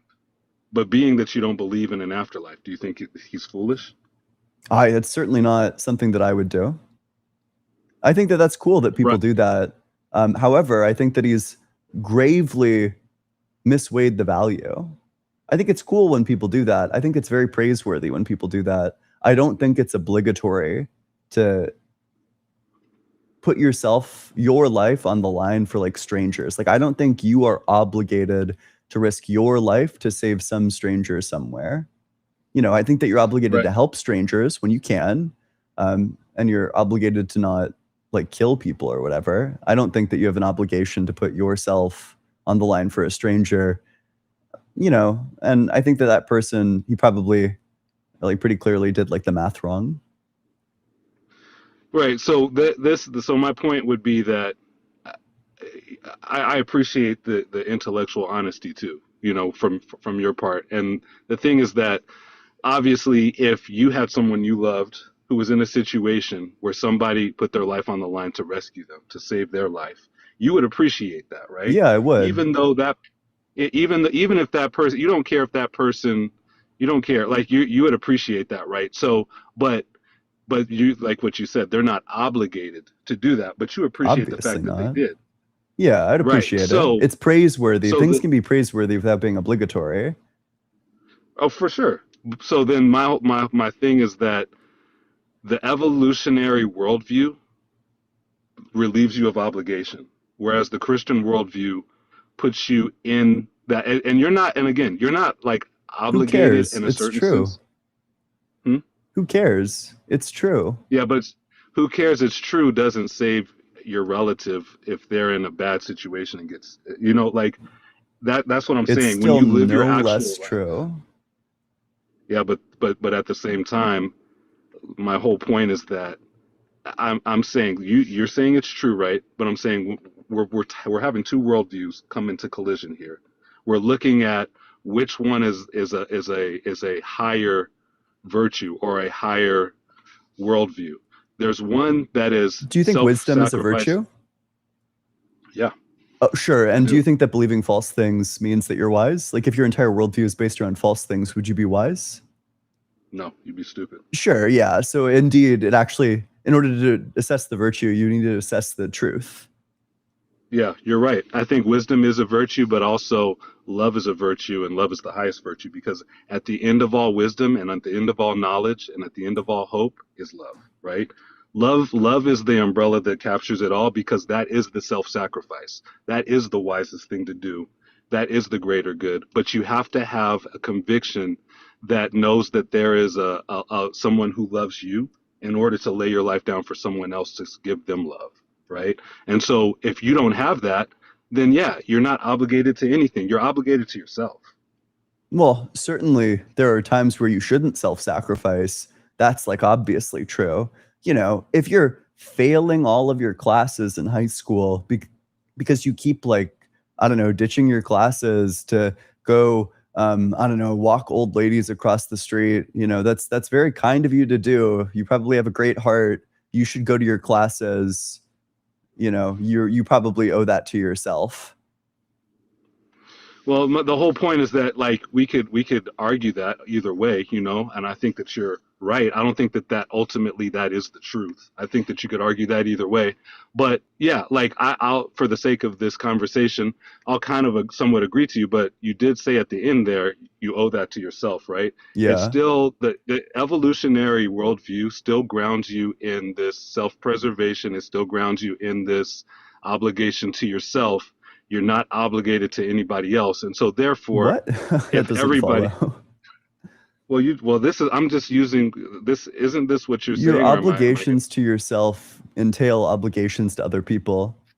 In order to, I don't know, have something like self-respect, you need to be a fair judge of people. You need to know yourself in order to judge yourself. And in order to know yourself, you need to be a reliable judge of people.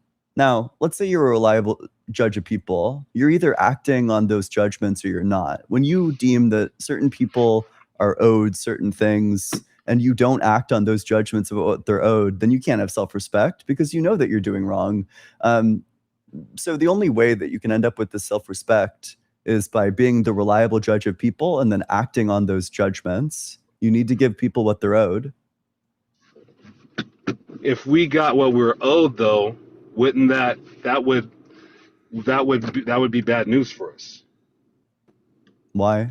right? Because we've all done bad, we've all sinned, and the Bible says that we've all sinned and fallen short of the glory of God. So if we got what we were owed, it wouldn't be a good thing. We need mercy, so we need mercy for each other. And like, for example, like, have you ever lied? Yeah, I've lied. And I think Okay, have you ever? that I deserve like some sort of consequence in those circumstances. And by the way, if Okay. if you reject that we're deserved or that we deserve what we're owed, then you just reject justice wholesale. Justice is people I don't getting what they reject- deserve. Right, but I don't reject justice. I think that there's a higher virtue than justice in this called mercy. And I think that we could say, we could have, again, this is a theoretical When should conversation, we give but the people way we live mercy? well, you want mercy for lying, right? I think that I deserve punishment if I tell a lie, especially one that has like big consequences to it. I don't know. This is So something then I'm why still do you- thinking through, but I think when I read up about punishment and theories of justice, I came away with the belief that it's not clear to me that people deserve mercy. Mercy is like letting people off the hook for what they're deserved. I 100% agree with you. People do not deserve mercy. Then why give it to them?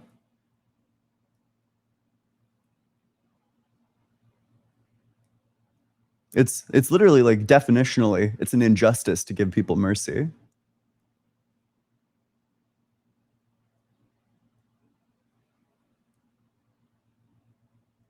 Hello?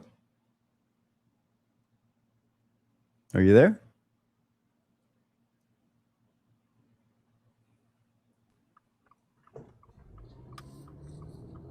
Hello? Yeah, can you hear me? Yeah. Okay. So I was just saying, mercy is a gift, and I don't think that I would assume you wouldn't say you deserve mercy, Nope. It's like strictly an injustice. but you would take mercy, right? Or would you just say, no, give me justice? I think that you ought receive the punishment. So I think that you ought okay, not so- take the mercy. Even though Really? like, people probably would, but I think that's selfish. I think that when you deserve a punishment, you should take that punishment. I don't. I think like I want to believe you, man. I do want to believe you. I just don't know anybody, like, especially with you saying that you're not obligated to help anybody. I'm like, I did why not say like, that. if you're- That's the opposite of what I said. I'm sorry. I don't want to misrepresent you, man. Yeah. I'm just like, I guess I'm not stating it right, but let me just totally wipe that from the record. I'm just saying that when you're operating with a certain level of self-interest, right? Let's call it that. Why wouldn't you take mercy that's available? Like, are you telling me that if a cop pulled you over and said, "Hey, I caught you speeding," and you knew you were speeding, right? But the cop says, "Hey, listen, I'm going to let you off with a warning." You're going to sit there and say, "No, sir, give me the ticket. I want justice." Is that how you live your life? It's a question of whether or not you deserve that punishment for that crime.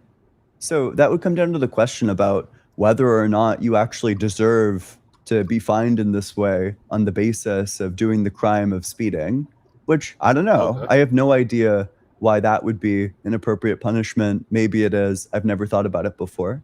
But Yeah. to the extent, Yeah, like, I mean, if indeed that is what I deserve, then you should. It's like trivial. Well, let's put it like this. Like in this example, was this theoretical person speeding? And Yeah. they were. Right. Yeah, let's say that So- they're going like 10 over or something. Yeah. So, and even saying 10 over, right? Even if you're technically, if we want to be technical about justice, if you're going a mile over, you're within breach. You've breached the law. So we can't even assume a certain amount of grace. I Because don't. grace is also a virtue that's higher than justice. Whoa. Justice is based. I don't yeah. care about the law. I care about desserts. I care about what you deserve. The law can be unjust. So then, And also, okay, punishments can come in degrees based on the magnitude of the infraction.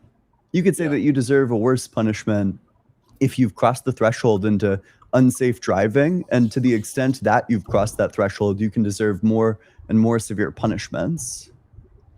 right. I mean, and what makes it different though? Like, what makes that different? Because that's a key insight that you're bringing up here, and I'm curious, in your worldview, what makes how do you determine whether or not something is just? Because justice is the word is like you're saying justice is very high in your worldview. So how do you determine if something is just? Yeah, if you're treating like cases alike, to the extent that you're able to universalize it, it's just. Justice means treating like cases alike. Yeah, I feel like that's still somewhat a little subjective because you can make an argument from history that there were a lot of common practices that were somewhat universalized that people thought were just. And Wait, for now we, example, for example, slavery. slavery wasn't universalized. The slaves didn't own slaves. Well, I mean, when you say universalized, what I do mean, you mean? You everyone mean can do it without contradiction. You can't, not everyone can do slavery, because then you would have you would end up in this society where everyone's a slave. And indeed, there are no slave masters. Everybody is owned by everybody. This is a perfect example of a thing that you can't universalize. Okay, so then, is there anything that we have universalized? Can you give me an example of what it actually I'm saying that we ought we're to do doing? this, not that we have done this. To the Okay, so extent that you then, can't universalize it, it's unjust. we're really still in the somewhat, like, not totally subjective, but we don't have a real world What? example either way. Well, so you're saying Why that would we it don't be have subjective? Okay, I don't know if you're aware of this about ethics, but ethics are saying the things that you ought to. To the extent that people don't do these, they're unjust. right. So when I give the example of when I'm saying you're saying that it needs to be universal Yeah, to universalizable. understand that it's It actually a doesn't need, just oh, thing. It needs sorry, to be that's a universal. clarification. It doesn't need to be universal, it needs to be universalizable. Okay, so then okay, for it to be just. Yeah. Yeah, I guess. Yeah, that I do see that. I agree with that. I don't see how we as humanity have come to that. I look at that as there has to be an ultimate lawgiver, and that goes back to God.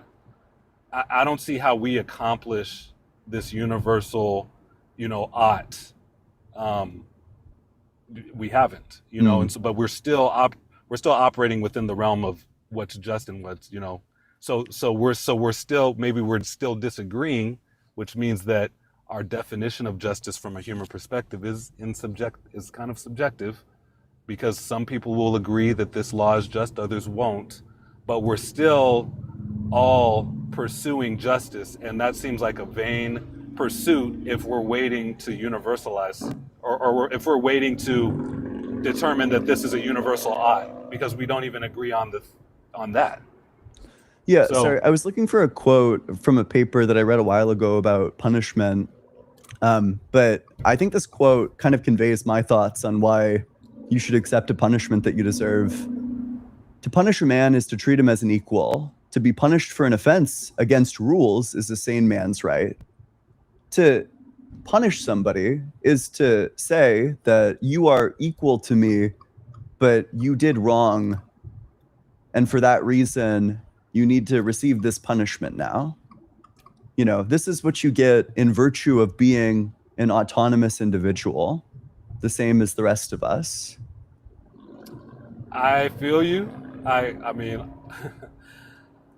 I don't agree with that, because I don't necessarily think that I don't buy into the idea that we're equal in every aspect. I think that we're equal in our humanity and our essence of being humans, but I don't think that we're identical in the roles that we have. For example, if my boss or if the president of the, let's hyperbolize it, if like the president of the United States or whatever says, hey, you're pardoned for XYZ, as opposed to giving me justice for the crime I've done, then that's a leader of a country giving me, who's not in a position of leadership, a pardon. Now he's not greater than me in his humanity, but he's showing me in the position that he's in, he's giving me mercy. And that's because he has the power to do that, because we've all agreed as a collective country that we've given him or her that power. And there are unjust ways. So I think that the just ways to give out the pardon is when the punishment was unjust. To the extent that somebody gets convicted and sentenced to a prison sentence that they deserve, if the punishment matches the crime, then letting them off the hook is an injustice. That's why when, for example, new pardons come out that say, XYZ person who did, insane financial crimes 1, 2, and 3, he's been released by pardon after like 3 months. That's so crazy. That is just so crazy. I would say I would agree. That's injustice because justice was not served, right? But in the Christian perspective, in the Christian worldview, that's what Jesus came to do and did, is he took on that punishment. And that's a crazy concept to grasp, that like, how could this person that was living 2000 or whatever years ago take on something that I did, and how does that all, what's the mechanics of all that? How does that work, right? But if you break it down to a lesser kind of example, you can kind of grasp and somewhat conceive of what's happening there. But my point being, and I can try to give an example if we want to, but my whole point being is that justice if justice is not served or satisfied, then that is injustice, and I agree with you there. But if justice is satisfied and mercy is shown, then we're good. And that's I agree with that. Although that would be using mercy as like a remedy to already existing injustices. So if the only time when mercy comes in is to let you off the hook for when you've been over punished, well, I'm fine with that. I'm fine with letting people off the hook for when they've been over punished. But when you're being punished the proper amount, I don't think that you deserve mercy. I don't think that that's even mercy. I mean, would you agree? I don't think you can classify, if you are being unjustly punished, then it's not mercy. It's just justice. Like if the punishment is lessened, that's just justice. There's no mercy in that. Maybe. Mercy has to be, mercy by definition has to be when you don't get what you deserve. Okay. From a punishment standpoint. Then in that circumstance, mercy is just definitionally unjust. Like it's always an injustice. So then if you don't get what you do deserve, right? So for example, let me give you an example of this. You are speeding, the whole speeding thing, and your parents pay for the ticket, right? You don't have to, if you don't pay for the ticket, then you have to do community service. Your parents step in, they pay the fine. So justice was served, right? The judge is not going to come after you. The judge is not going to say, I reject your parents giving this, paying this fine. I don't know if I would say that justice is served. Well, the judge thinks so. So even though you might feel guilty about it, I don't care what the legal system says. I care what's ethical. I care what's just. But that's you making that determination, so you're being your own judge. There's a literal judge saying you are dismissed, right? So this judge, that's what they do. Now I kind of agree with you. I mean, I don't think you can just, check your brain at the door and say whatever the judge says and like abandon your own internal ethics. But let me give you like an example that kind of demonstrates this point. Let's say somebody like murdered 3 people and then they get convicted, they're going to get the chair. And then your friend Greg comes in and it's like, nope, it's okay, I'll get the chair. And then they fucking like electrocute Greg instead. I don't, and then the killer is like free to go. I don't think that was just. That seems like a grave injustice.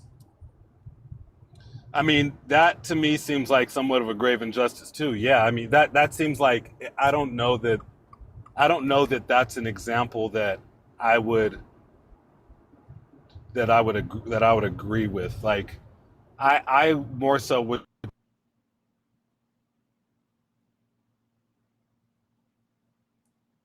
Oop, hello? You're off the app. You got to be on the app. Oh, can you hear me now? Yeah. Okay, sorry about that. Yeah, I understand your point. Basically, you're saying it's kind of like an example of what I talked about with Jesus dying on the cross and rising again, so that we are no longer under the wrath of God and the law is satisfied, etc. So I get what your point is. I don't. It's hard for me to make that jump there though, and to actually talk about that, because that's that in that sense, like there's it's easier to me to talk about it in terms of your parents paying a ticket, because it's a little bit more relatable, and I think we could build a little bit more from that point as opposed to jumping into the Greg scenario. But yeah, I would agree. Like, just to not to like gloss over your statement, I would agree that because you're basically, there's somebody who's taken the fall for somebody else. But if they're, and I don't know that that's how our legal system actually works. That doesn't, so now, but the legal system does work in a way, if there's a fine that your parents have to pay, or that you have to pay, the courts don't care who pays it, right? Mm-hmm. So anybody could satisfy that fine, and the court deems it justice has.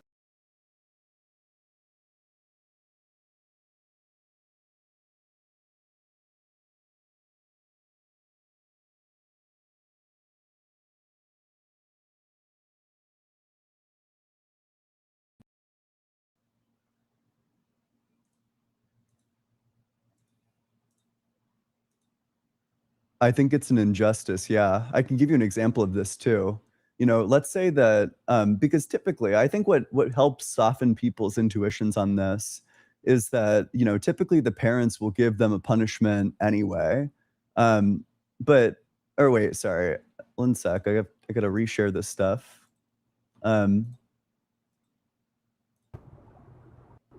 Yeah, okay, sorry. So, typically what helps like soften people's intuitions on this matter, is that the parents are going to deal out some punishment to their child in this circumstance. Maybe they'll say no car. Maybe they'll say like, you will pay us back for this. Maybe they'll say like, you're grounded or something like that.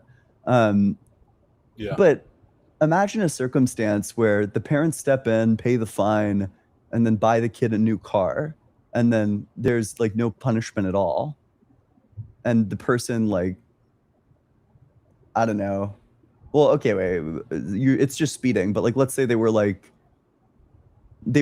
recklessly speeding to the point where they genuinely do deserve a punishment. They're making people less safe because of their driving, and the parents just step in and pay the fine, and then nothing happens. That's an injustice. I don't know about that. I don't know that that's an injustice, because even if justice was served, the person could still do the same thing. So even if even if the fine was on them and they got their license taken away, and that doesn't mean they're going to learn their lesson and stop. I think that yeah. I think it's like kind of baffling that you would disagree with that. That you would disagree that it's like an injustice for like, if some rich kid like is speeding like 130 miles an hour, and then they're getting fined like thousands of dollars, then their parents step in, pay the fine, and then nothing happens to the rich kid ever at all. You wouldn't think that that's an injustice? Well, so I was just saying that you're basing the justice off it seems like you're basing justice off the end result of a behavioral change, like the rich, spoiled kid or whatever. they stop. No, just the desserts. Even if they Okay, don't so stop, they still got the yeah. punishment. Even if they continue all their behavior, they got what they deserved, and then they can get it again if they do the same thing again. I don't think that justice deals in consequences. I think that justice So deals in desserts, which, by the way, is just like the things that you deserve. right. Yeah, no, I'm following you.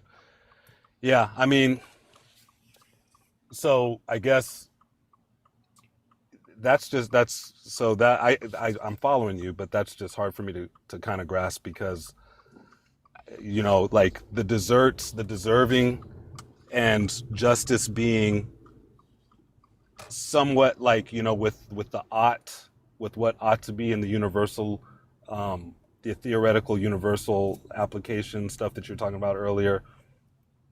Yeah, it's hard to understand how you determine what's actually just, what Yeah. is justice. So Like when did it happen? Yeah, you can determine what's just on the basis of what's universalizable. On the basis of, okay, what can we? So, for example, we brought up slavery earlier. Slavery is an injustice because necessarily the slave owner is not a slave. They're treating others in a way that is not consistent with them doing this behavior. Like if this was done to them, they couldn't do the behavior in the first place. If they were enslaved, they couldn't be a person who owns slaves. So slavery is impermissible.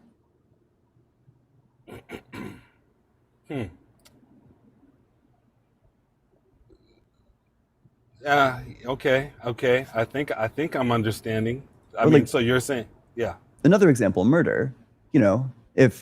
If you get murdered, you can't do a murder. So murder is impermissible. If everyone was doing what you were doing, well, you couldn't do the action in the first place. Yeah, the universal. Yeah, I mean, I kind of see what you're saying there.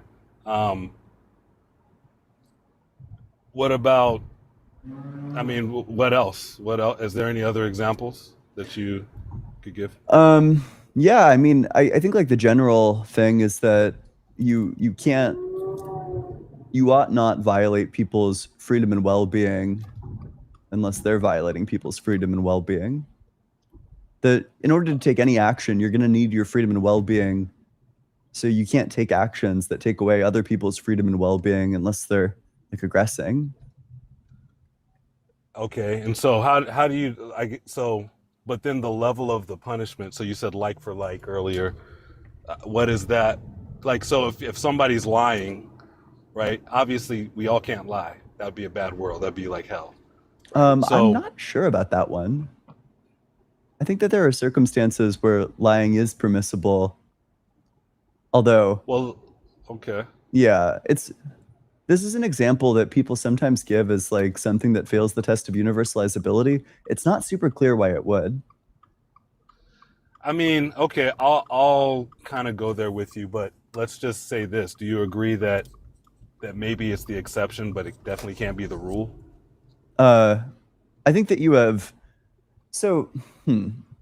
I think that you have Lying is reason not to do it insofar as towards good people you have reason not to deceive them. But there are lots of circumstances where, like in this specific circumstance with like an evil person, it's totally fine to lie to an evil person. okay. So, yeah, I guess I kind of still look. It still seems like you're saying that's more the exception than the rule. It still seems like you're saying, there are circumstances, but for the most part, if we all just went around lying to each other, that would be bad. Like there's conditions, like you have to be an evil person. However you come to that conclusion about a person, I don't know. That's a different conversation. But let's say that's the evil person. Okay, but then is everybody in the world evil? I mean, everybody can't lie. Is that a fair statement to say under this So universal that doesn't seem to be rule? true is that I think it probably depends on the lie. So, for example, deceiving people when they are doing things that are permissible is impermissible. You can't deceive people who are doing things that are permissible. Like, you can deceive people who are violating other Okay. people's freedom and well-being because they're, you know, they're doing things that are not universalizable. But to the extent that the person is doing something universalizable, well, you can't lie to them.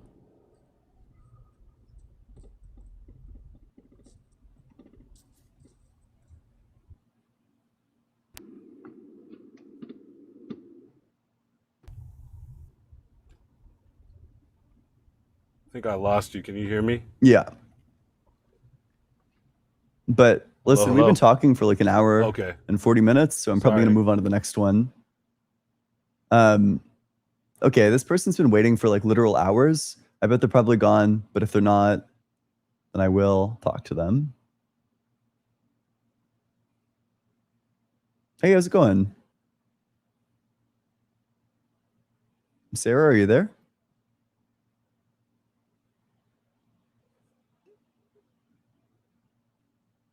Hello? I worry she's asleep. Okay, sleep well.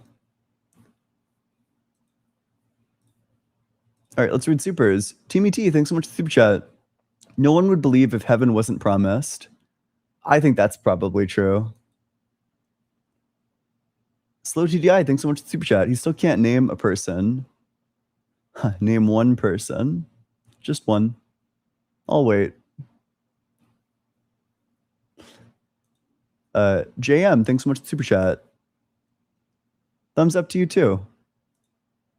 Grimmy, thanks so much for the super chat. Appreciate you.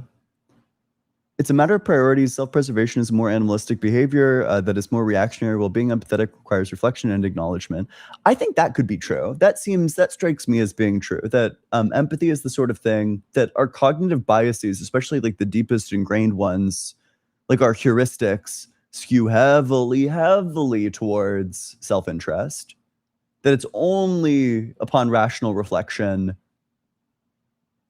or not only, but it's like basically upon like rational reflection and like adjusting your values that you're able to make those split-second decisions. Although I do think that depending on what you value, you probably could make a split-second decision. Like I think a parent can easily make a split-second decision to kill them, like to let themselves die so that they may survive, or the kids may survive.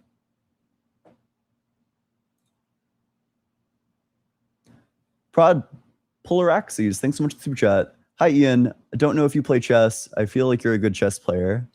I might. Probably below average.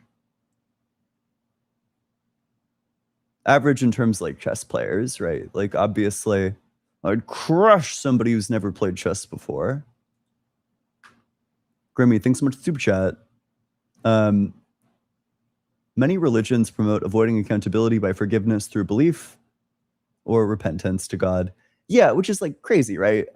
There's this great paper on justice that I read. It had the quote that I read earlier, but it made this great point, which is that one of the requirements of justice is that the judge needs to be different from the victim. You know, it's the victim's job to forgive you, and it's the judge's job to make sure that you get what you deserve. I'm sorry, to clarify, the victim can forgive you if they want to forgive you. Depends on the circumstances. But then it's like the judge's job to give you your punishment, or, you know, let you off the hook if in fact you don't deserve one. And these roles kind of just need to be separate. They shouldn't be the same, because otherwise you're going to be, I don't know, like you can't forgive someone because you want to forgive them, but then punish them because they deserve punishment. There might be reasons to forgive someone, and there might be reasons to punish someone. And these things, I don't know, like it just creates conflicts, you know?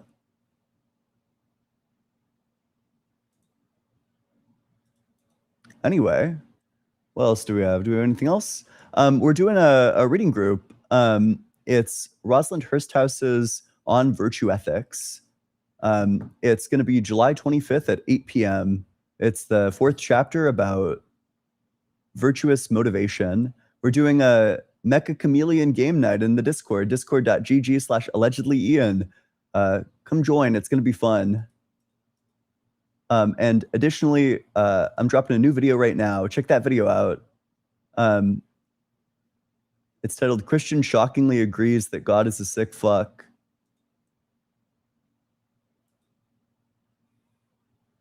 God gives us unconditional love unless we give him a reason not to. No, not God. God is always going to give us unconditional love. Does Just God how he love gave Hitler? us Unconditional love. Huh? Does God love Hitler? Yeah, he loves him. Wow, what a sick fuck. Hell no. 2 times. Are you there?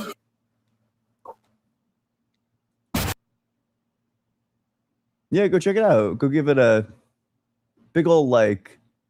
Go double tap on it. Go do all that stuff. It's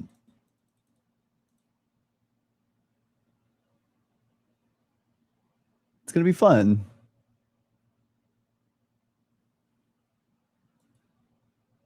Anyway, I'm heading on out. I'm leaving. You can't stop me.